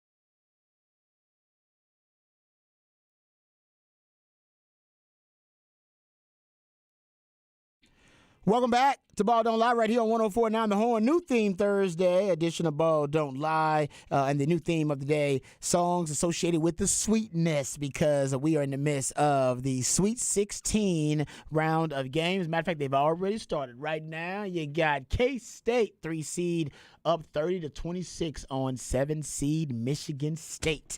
So we're talking a lot about the tournament, of course, and we'll get back to some Texas Xavier conversation tomorrow. We'll be breaking down that matchup, of course, because, as a matter of fact, we'll be on the road tomorrow, too. We'll be at Golfinity. For those who don't know, we'll be at Golfinity tomorrow throughout the entire show. Yeah, so come on out there and join us. Harge, that's his stomping grounds. You were big Golfinity. Even before we had our first remote out there, you were talking up Golfinity and how great it was. And I went out there, and I got to tell you, I don't play a lot of golf, but I would hang out at Golfinity anytime, it's a party. any day. Yeah, you ain't got to like golf to go hang out at golf. And you ain't got to love golf to have a good time at Golfinity. Exactly. It is a fantastic spot. So we'll be out there tomorrow. If you're in the neighborhood, come on out there to Golfinity. It is off North 620. So come on out there and hang out with us. It'll be a great time, and that's always a great spot for all you golf fans out there. If you've not been to Golfinity, you got to put it up high on your to-do list. Go to hornfm.com for more details about that. Also, got to remind the folks out there, since we're talking about the tournament, you can win tickets to the men's tournament in H-Town or the women's tournament in Dallas, courtesy of our good friends at Syntex Tickets. You can register now to win a pair of tickets for the women's basketball tournament for the big game at American Airlines Center in Dallas. That'll be March 31st. Or you win a pair of tickets for the men's basketball tournament for the big game at NRG Stadium in Houston. That'll be April 1st, courtesy of our good friends at Syntex Tickets. Go to hornfm.com to find out more. Tickets do not include travel or lodging, so you gotta pay for that for yourself. But they will hook you up at Syntex Tickets if you are the lucky winner, and you must be 18 or older to enter and win. And since we're talking about the tournament and you got a chance to win tickets, you also still have a chance to win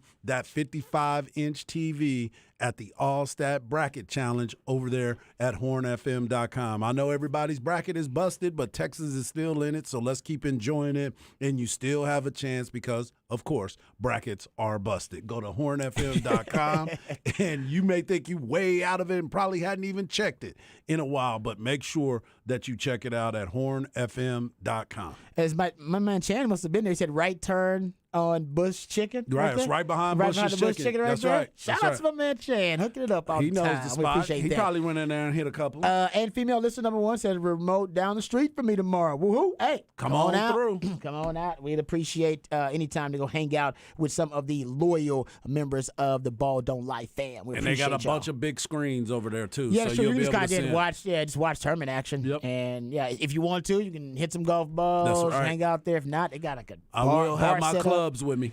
Yeah, Harge brings his clubs out there.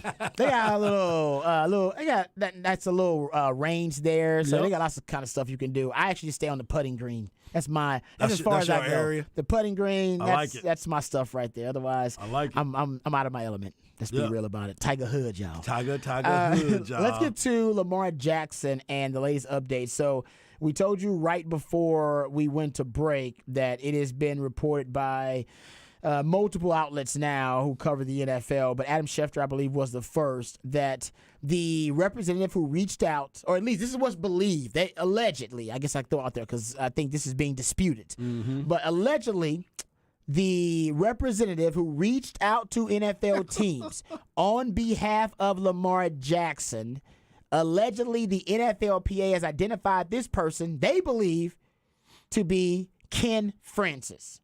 All right? Now, the reason that this is a controversial maneuver or story, maneuver by Lamar Jackson's camp, is because he is not a certified agent. If it was indeed this guy, if it was indeed Ken Francis, he's not a certified agent with the Players Union. And to contact teams on behalf of players, I'll just read the memo that was distributed. Here it is, quote, as an uncertified person, Mr. Francis is prohibited from negotiating offer sheets or player contracts or discussing potential trades on behalf of any NFL player or prospective player or assisting in or advising with respect to such negotiations, end quote.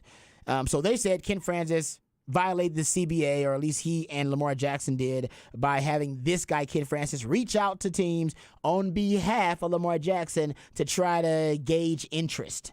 Well, this ESPN article, quoting Ken Francis, told ESPN's Jeremy Fowler that he has not contacted teams on behalf of Lamar Jackson. So Ken Francis, the guy who was identified by the Players Association as kinfolk, who reached out to teams on behalf of Lamar Jackson, and he was an uncertified representative on behalf of Lamar Jackson, he's claiming, I did not reach out to NFL teams on his behalf. That wasn't me. It wasn't me. Don't call me Francis. It wasn't me. It wasn't me. He said it wasn't me. Wasn't me, basically, Francis went on to say, I don't speak for Lamar. That's right. Not only did he say it wasn't me, I don't speak for Lamar. Wasn't me, and I don't speak for Lamar Jackson. Lamar Jackson went on Twitter and also denied these allegations, saying that Francis has been contacting teams on his behalf. He denied that and saying, quote, stop lying. That man never tried to negotiate for me, end quote. There it is. Okay. They just trying to, hey, this is conspiracy to a whole nother level now. Okay, so who is the person that contacted NFL teams on Lamar Jackson's behalf? Are we back to Patrick's theory? Patrick, would you inform the people of your conspiracy theory, which now makes as much sense as any of these damn things? So the theory would be that Lamar Jackson was contacting teams, but did not want to just call up people and be like, "Hey, it's Lamar Jackson.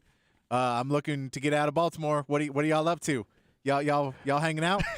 Mind if I come over and chill?" Yeah. Like, you didn't want to do that, so he had to call up, and he had to have, like, so he faked the voice, because I've worked with people in music who, in booking their own bands and artists, they don't want to say, like, "Hey, I'm the guy," because if they have to make a negotiation, You don't seem like big time enough. If you're booking your own gig. So yeah. they fake a fake. I got there's an a fake assistant, person. my agent. Yeah, and then, like, "Hey, I'm the manager for this band," and then there isn't a person.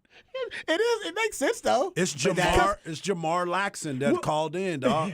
That's who it was. Hold on. So, okay, so so Patrick, if your theory is right, then he used the Ken Francis name. That he used the he would have name. had It to- wasn't Ken Francis, but he used the name. Like, he would have been like, "Hey, just let you know, those rumors about Lamar Jackson are not true. He didn't want that." And they go, "Who is this?"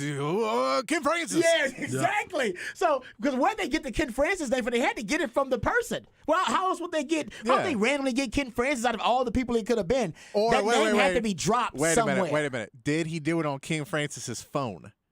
And then they traced the phone number. Yeah. And they found out, they were like, "No, this phone is owned by Ken Francis." So he did it on a business phone. That's actually a great theory. That makes a lot of sense too, because the NFL does have every team has their own security force. These are basically ex FBI agents, ex police, ex detectives. I need you on that line to find out who that was that called. No, they do. They actually Caller ID too. Yeah, and actually they're really busy this time of year because they're researching draft picks. Yep. They do background checks on all the draft picks, and then they send these guys out to go find the real dirt So on the guy they're going to if that draft. is his business partner, they're blowing up their own product that is coming out this summer. So if that's his business partner, then maybe his phone number, maybe they're on the same business phone. Maybe that makes more and sense it than him. tracks Share back to phones. that. That makes more sense And than him but dropping then the what's name. more awkward is that he didn't even say a name, and he just called up teams and was like, "Lamar Jackson doesn't want that contract. That's a lie spread by the Ravens." And they said, "Who is this?" And he goes, "Never mind, I gotta go." Yeah, you wonder how long it lasted, what was said now? Yeah. Dude, this is great. So, okay, so basically they're saying whoever this guy is, Ken Francis, he's saying it was not him. I believe that Lamar Jackson is somehow involved. I don't think somebody went rogue in his camp, right? So Lamar Jackson knew. Well, there's a lot of people that are out there pranking too. How did he get the number for NFL execs? Come on, man. You know that people can find some different ways to get a number. All Yeah, you got to that's do is true. pay a That's, fee for that's a good point. people's phone numbers. Okay, so and they'll now we're give in it the to- prank theory? Yeah, there we're was like, a prank? "Hey, what's up?" I'm gonna go with. I wanna holler at you. I'm gonna go with. They found the number by the phone, and it was somebody in Lamar Jackson's camp still that has that. Like, that also is working on his other project. But it's under the Francis name. But the phone line is under the 'Cause it's a Francis name. business 'Cause it's a- phone. yeah. So they Okay. traced the number to the business line, and then the other whoever it was just didn't say who it was. that makes more sense. That's the most likely. I'm still if hoping it's not a prank, like Bart said. I am still hoping that it is Lamar Jackson pretending to a voice. I wish it was. That's great. Text says bend over negotiating for Lamar Jackson. This is great. The NFL stories are just the gift that keeps on giving. What did you say earlier though? This is the goofy time that people It is a are silly really season. going through the silly season right now. So anything is possible. You're right. And Anything is possible. and one of the very strange, bizarre subplots to this whole thing, like this is a bizarre enough, is that there's a fitness device that my man Patrick found out about it. Now it's everywhere. This fitness device. Now Everywhere. Lamar Jackson's tweeted out. Yes, because Tom Pelissero has tweeted. He has retweeted. Lamar Jackson tweeted out too. So he's basically Lamar Jackson's tweet as of 31 minutes ago says, "My business partner Ken and I will be dropping the entire gym this summer. Rocket emoji, rocket emoji, rocket emoji, heart emoji. Hashtag stay tuned. Hashtag Truz.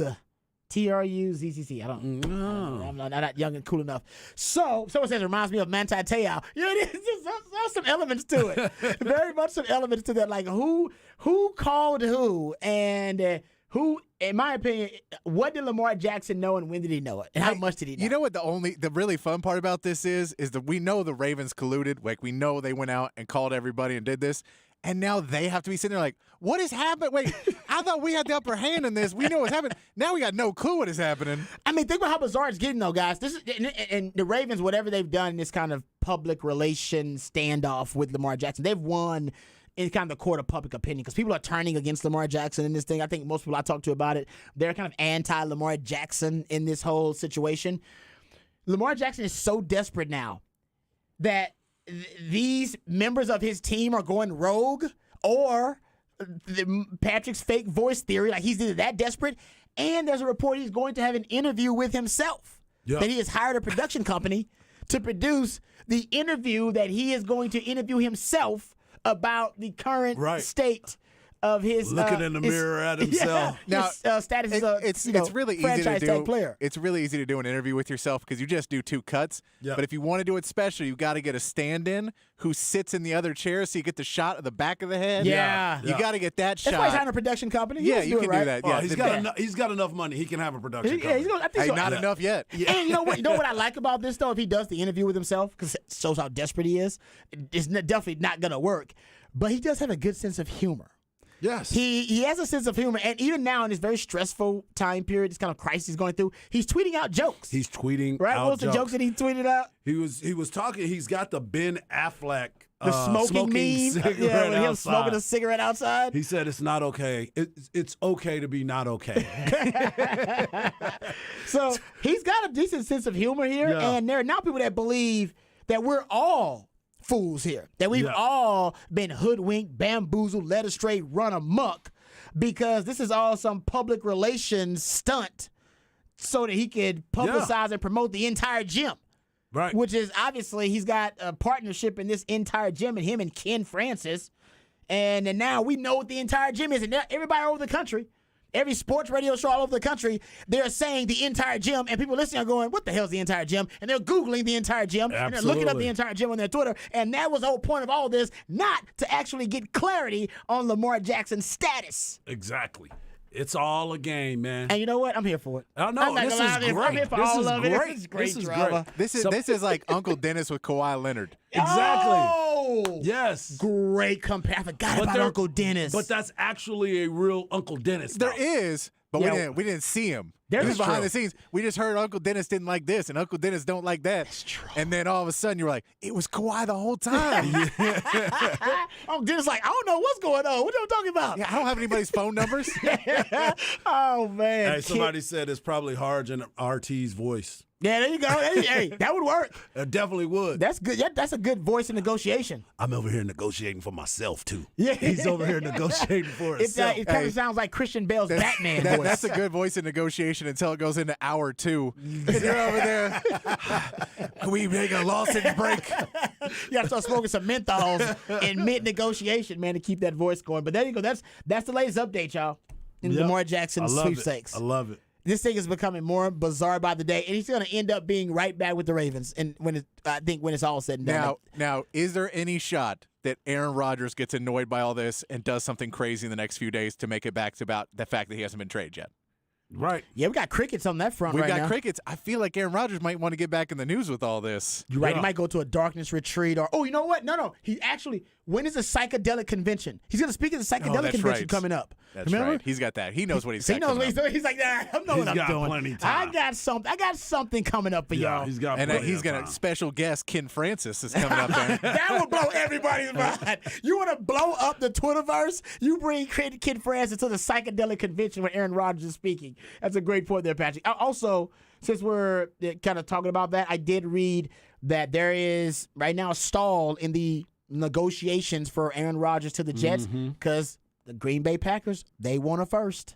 Yeah. And the Jets Jets, they only are willing to give up, I don't know, a third, fourth, something like that. They want to give up a mid-round pick, and the Packers want a first-round pick, and right now they're at a stalemate. Yeah. Yeah, the rumor that I heard about that was when Aaron Rodgers basically threw the Packers under the bus. They were like, "Oh, we want to do business, but if you want to make us the bad guys, we'll be the bad guys." Yep. Oh, in And- the Pat McAfee interview? Yeah, and that he was like, "I wanted to stay, but they didn't want me anymore." He did frame it like that. He was like, I have every intention on being a New York Jet, and the only thing holding things up are the Well, and compensation. he framed it as, I went into the offseason thinking I could be back, and then the Packers, I went away for a week, and the Packers said, they came back and said they didn't want me anymore, and they wanted me gone. I was going to retire a Packer, but they wanted me gone. And he framed it that way that a lot of people are like, yeah, the Packers did not take kindly to the fact that he threw them completely under the bus. Something's going on because after that interview, everything was like moving at warp speed to get Aaron Yeah. Rodgers to the Jets, and all of a sudden it just stopped. Yep. So yeah, that's a nice theory to throw out there. So we don't know what's happening, and I've been saying it forever. The Jets, Jets, they should be looking at Lamar Jackson as the contingency plan. They should have been looking at him from the very beginning. Honestly, yeah, it should have been the first plan. That should have been the first plan Yeah. because you're going to get one guy who you think can take you to the championship. You do know that you are playing in the AFC. You still have to run through Kansas City. Cincinnati. You still got to be Buffalo. Buffalo. Miami's getting better. Yep. So for you, this has got to be a long-term decision. More than just that 1 year, maybe 2 years that you're going to have with Aaron Rodgers. I get it. He makes you think because he's an MVP. But go look at your MVP the last couple times and what he's been able to do and what he hadn't been able to do. He hadn't got the Green Bay Packers because remember they were 13-3 and they got knocked out. Yeah. And still got knocked out, and you had home field advantage. So let's not put Aaron Rodgers in the greatest. If you were telling me that you were going after Tom Brady, I might be able to get with you on that. Just because Aaron Rodgers goes there and you got all these weapons, he may not know how to function with weapons. Great point. They already signed Alan Lazard. Exactly. They signed one of his weapons over there. Exactly. So, and they traded for that. Remember, they traded Elijah Moore Yep. and a third-round pick for a second-round pick from the Browns. So they're trying maybe, and some people thought that might have been them, stockpiling draft capital so they could make the Aaron Rodgers trade. And nobody knows at this point. Also, throwing this out there, Cowboys running back. This is from Adam Schefter, by the way. Cowboys running back Ezekiel Elliott has narrowed down his options about where he's going to play. I thought he would be a late pickup, off-season pickup, or even into the season pickup. Nope. Looks like teams are really interested in Zeke. Says right now, Eagles, Jets, and Bengals. And said he would like to make his decision about where to sign by the end of the week. Yeah, says buddy. sources. So there you go. Yeah, I knew somebody was going to get him just because that now you got a motivated running back. You have a guy that you don't have to give him a big contract either. You see what the market is. You can say, I'll sign you for $4 million, $5 million, whatever the veteran minimum is. You can go out there, and if you go out there and put up bigger numbers, we can give you incentive-based contracts. That's true. There's so many different things that he could work through. I just don't want to see him in an Eagles uniform. I do not want that smoke. I don't think the Eagles are going to sign him. It doesn't make a lot of sense. Honestly, Cincinnati makes more sense than the Eagles. I like Cincinnati. That's So fine. They got Stay in the AFC. Samaje Perine just left. He left. So That makes- now you got an opportunity to go and get somebody. Yeah, 1-2 punch with Joe Yep. Mixon. Yep. The Eagles don't make a lot of sense to me. Just because I think the Eagles end up they're gonna draft the running back. And Yeah. I don't know if they're gonna draft Bijan. They could, but they'll draft the running back. They did have Bijan on a visit actually earlier this Yeah, they week. did. So that I could didn't want happen. to talk about it.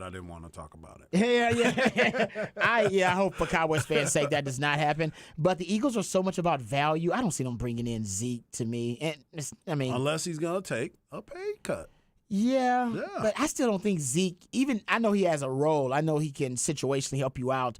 But even with the pay cut, I think for some teams, not all teams, he's a roster spot issue because you can upgrade there potentially. No doubt. We just a better player overall. So the cost, in addition to the opportunity cost, right? That if he's on your roster, you miss a chance to have an actual upgrade at that position. That would be my biggest issue with Zeke, not the price tag anymore. But that's the latest on Zeke. Zeke is going to get it home a lot quicker than I would have thought. Looks like that's going to happen at least before the draft, potentially. Some team is going to snatch up Ezekiel Elliott. All right, there are a couple of NBA stories that we have not gotten a chance to hit that we want to hit again. So we're talking about the Mavs. They lost, but it was in a controversial play in the third quarter, actually. It wasn't the play that cost them the game, but a controversial play that has really kind of taken over the headlines for the Mavs. So we'll get into that because Mark Cuban is going to, I think, file a grievance, I believe, about the officiating in that game. So we'll talk about that. Rockets lose and Ja returns, so we'll get into that, and the Spurs losing to the Bucks. So we'll talk some NBA on the other side right here on Ball Don't Lie, 104.9 The Horn.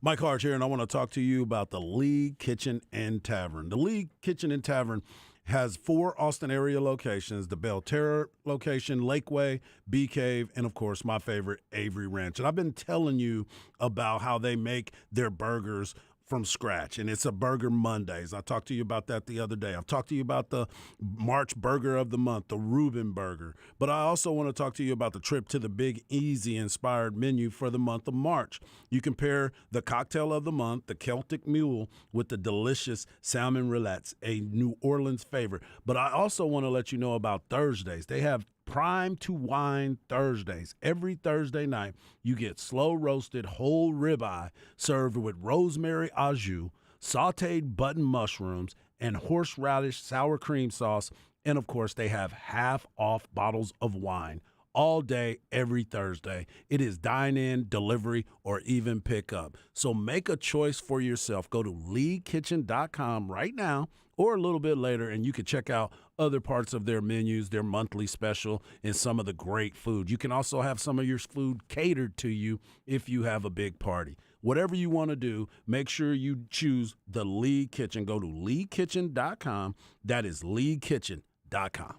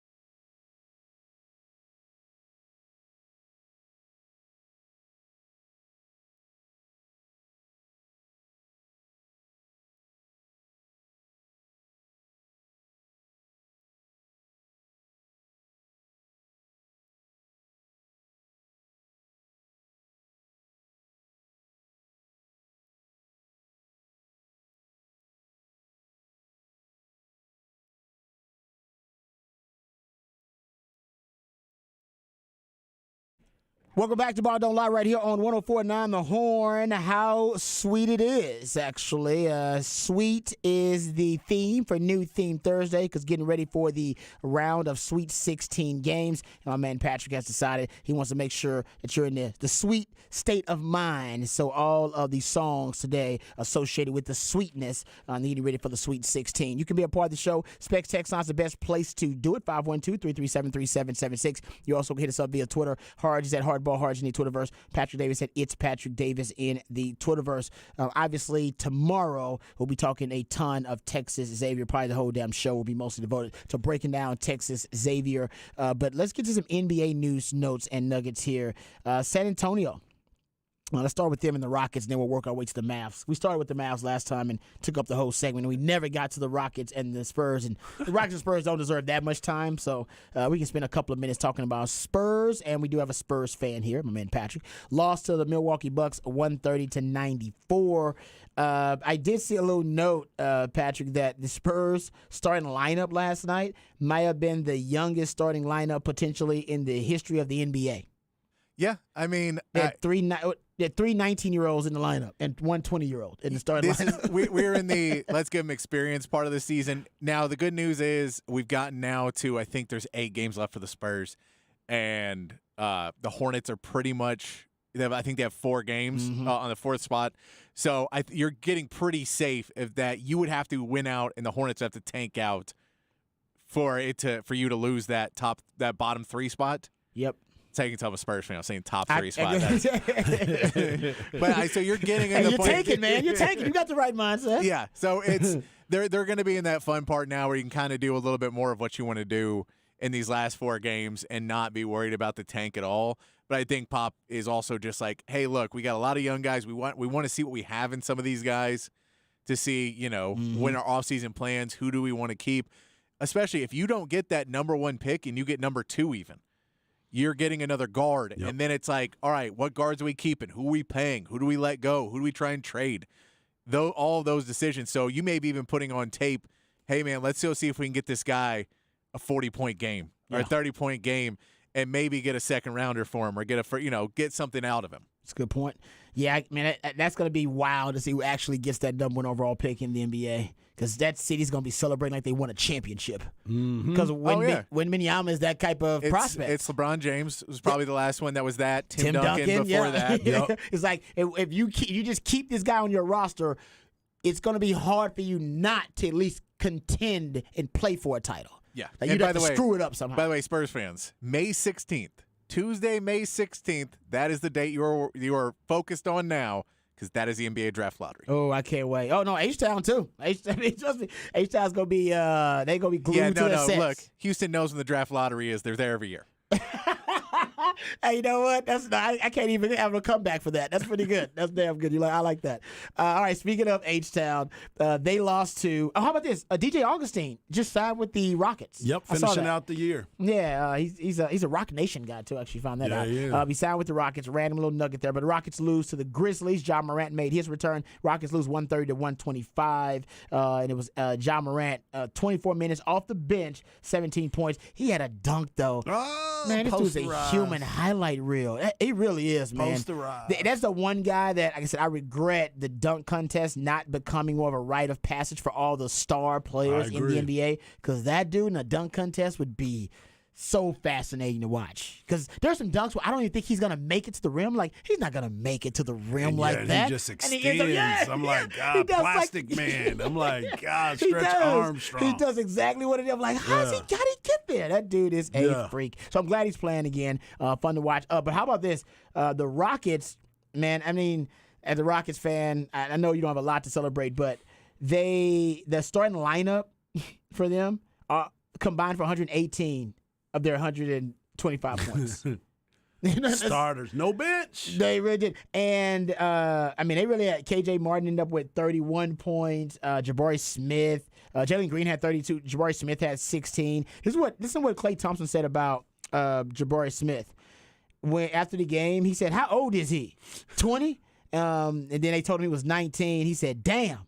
That ain't the Houston Rockets that I'm used to playing against. The sky's the limit for him. Thompson said of Smith, he said, I wasn't even in the league at 19. I was a freshman in college. He has a nice-looking jump shot. He is a very talented young player, and if he keeps working, he is going to be with this franchise as long as he wants. So as a Houston Rockets fan, that made me feel a little good. There Made me you go. feel optimistic about the future of the Houston Rockets. All right, let's get to the Mavs because they had a really controversial play in that Mavs game. We've talked about it, and I'm sure everybody at this point have heard about this play that Mark Cuban now is filing a grievance over. So essentially what happened was a loose ball that, basically on the end of the floor that the Mavs assumed that they got the ball, that the possession was called for them when the ball went out of bounds. But they also called a timeout. And with that timeout, both teams head to their bench. The referee changed. They say he changed the call. The ref claims I was just signaling the timeout. I did not change possession. I signaled timeout. Mavs claim he basically changed possession during the break in play. Yep. So that essentially caused confusion, mass confusion, and the Mavs, assuming they were, I don't even know why the Mavs assumed that they were taking out the ball at half court. That didn't make any sense at all. Yeah, the ball wasn't even close to wasn't half even- court. yeah, It was yeah. on the baseline, but I think because they called the timeout, they thought they were going to get the ball advanced. But you Well- don't advance it on a ball that's knocked off your foot. Yeah, You can't advance it. Basically, yeah. So basically, that's only if there's a violation of some sort. It's Yeah. seen basically if it's a normal out of bounds call prior to the timeout, then you inbounds the ball at the same place all the time. Yeah. So you can't advance the ball in the third quarter, only the last 2 minutes of the fourth quarter overtime, basically. So they're saying. So anyway, the Mavs, that was a brain fart by the Mavs. The Mavs should have assumed that the ball was coming half court. But the violation of the G code is kind of what Patrick brought up was, why didn't the officials, seeing the chaos, just say, whoa, Mavs, you're confused. It's Golden State ball. You need to come defend. This is their ball. They saw the confusion and then decided, the Mavs, They ain't coming over here. They're SOL. It's not my Yeah. responsibility to control the chaos, and they just gave the ball to the Warriors. You don't go, hey, we're inbounding on the baseline. And then Mavs would go, we're inbounding on the baseline? We'll go. And I mean, this partly goes to, again, I hate to harp on it, but I will. Jason Kidd, that's a horrible coaching mistake, too. That's the true. fact that, that he was like, I guess we're inbounding at halftime. What time of the game is it? Who cares? Let's get out of this game. I got dinner plans. Let's just get rid of this. They did that he wasn't immediately in the officials' ear being like, we have to replay he should that. be on the floor. All of those Yeah. things. Yeah. And he just seems to be okay. Yeah. Like, he seems like Jason Kidd seems like he'd be a much happier man if they missed the plan and he got to leave. He got to clear out his locker a little bit earlier. Yeah, he got to go on vacation a little bit earlier than everybody else. He looks like right? he's already got his fishing gear ready. He's ready to. Like, I'm serious. If I was Mark Cuban, I get one of the assistants to finish out the season and be like, Jason Kidd, you are a pox on our franchise right now.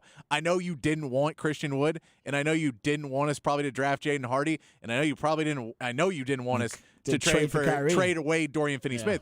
It's not that I don't think he wanted Kyrie. He didn't want to trade away Dorian Finney-Smith. To him, it's like, you can't get rid of all my defenders and expect this still to work. Yep. But you have to be able to work with what you're given.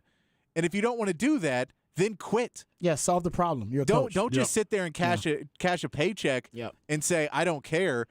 And I mean, this is the second time he has basically he's left Dallas on bad terms, assuming that he will not be there next season after this finish.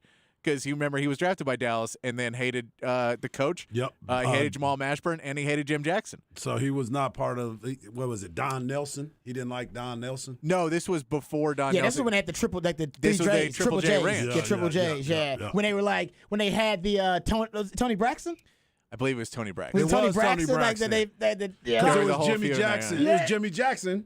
Oh, who's yeah. on That's TV. wild. That's crazy. You just showed Jimmy up. We talking about the Jackson. triple J's. That is creepy, dude. That is really creepy. But no, it was that, and then she said that it was somebody else's deal, and they all went in the limo, and then Tony Braxton came out later and was like, I don't know any of them. Yes, Yeah. exactly. She like, yeah, it's a great point. I remember late, it was like a year later, she was like, I don't know what they're talking about. Like, I had never even met any of these guys. I think, something tells me she was not being honest. She was They would just make that up with her. I'll She tell you what I was think it lying. was. I think it was Lamar Jackson in a wig. Strikes again. Oh man, yeah. But anyway, the Mavs. Listen, the Mavs they're in trouble. That's just the way it is. And I'll give Harge credit because when Kyrie Irving, or when the trade was made for Kyrie Irving, and you say, and by the way, this experiment failing is not Kyrie Irving's fault. I think that's the most surprising thing. Yep. The assumption would be if it doesn't work, and Harge, you said it wasn't going to work. The thought would be it would be because Kyrie somehow sabotaged it. Kyrie somehow imploded, whatever. It is not Kyrie. Kyrie's been great, actually. Yeah. This thing is imploding more. I think Patrick may have hit the nail on the head. More about Jason Kidd and his lackadaisical, laissez-faire kind of attitude with this team. Remember, we have played cuts on this show of Jason Kidd in postgame where we cannot tell if he's being sarcastic or not. Right. And we played it like right after the trade. Like, is he being sarcastic? I'm not really sure. And since then, we realized he might have been sarcastic, but he was also, because he's since said, us not being completely healthy for a playoff run, not the end of the world. Nobody's dying. That's what he told nobody's dying here. Yep. Is what he told the fans. And recently he said something. He said, I don't believe in taking timeouts Yeah, in that's the what it fourth was. quarter in crucial situations because it takes away confidence Yeah. from my team. They believe that I don't have confidence in them to make the right decision. I was like, no, you're a coach. Call the timeout. What are you talking about, man? Have you seen what this team does in crucial plays? What are you doing? So I think you're right. I'll tell you what, at practice, we don't even practice it either. We just scrimmage for a couple hours. Yeah, he's checking out. He's checking out. He's checked. And I don't know. I don't know when Mark Cuban's gonna get the message. But Jason Kidd is, like I said, I think you guys are right. I think for the most part, he's upset about something. This is his passive aggressive way of showing his disdain. Yeah. But if you're a coach, dude, just go coach. Solve the problem. Coaches are problem solvers. Right now, they got a lot of problems, not a lot of solutions. We come back. We'll get into, actually, we've got one more segment left. So we'll get into a damn thing. We'll get into what's on tap on the other side. Let you know what's on tap before we get out of here right here on Ball Don't Lie 104.9.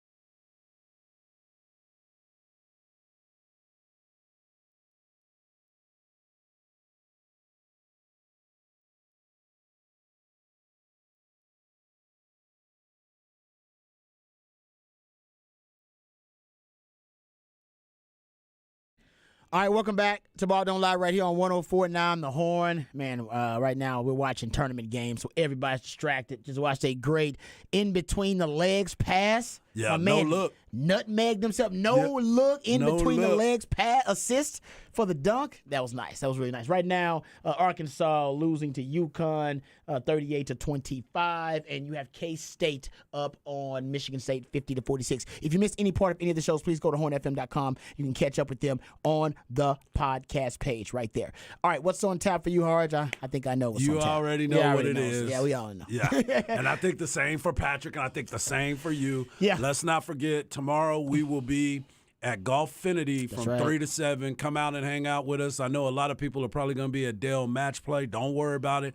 If you're not going to Dell Match Play, they'll have it up on the big screens for you. We will be there having a good time. Bring your clubs and just enjoy. And trust me, you don't have to go out there with clubs or even with the intention on playing golf at all. It's a great setup. It's like a big sports bar out there. So you can go out there. They got a bar for you can just go kick it at the bar. They got TVs everywhere. They got couches, places to sit. Place is huge. So don't think just because it's called Golfinity, you got to go out there to play golf. Exactly. They got a full bar for you, They got a too. full bar. Yeah. It's a great place. I can't wait to go out there tomorrow and hang out. Also, need to remind everybody out there to go to hornfm.com. We got a lot of goodies up there for you. Just want to remind everybody just real quick that if you want to win, you got a chance to win a pair of tickets to the championship, to the women's championship, women's basketball tournament, and the men's. You can do that by going to hornfm.com. You can register now for a pair of tickets for the women's basketball tournament for the big game at American Airlines Center in Dallas, or for the men's basketball tournament for the big game at NRG Stadium in Houston. All right, courtesy of our good friends at Syntex Tickets. Go to hornfm.com. And don't sign up under the name Ken Francis. Don't sign up under Ken Francis. You must be 18 or older to win. Tickets do not include travel or lodging. Thanks to Patrick for all your hard work, brother. You are the man, the real MVP. And thanks to you, Harge. We appreciate you as always. And thanks to you guys out there for listening. Remember, the revolution will not be televised. We'll be talking about it right here on Ball Don't Lie. We love you guys. We do mean that. Take care of yourselves, but more importantly, take care of each other. Peace.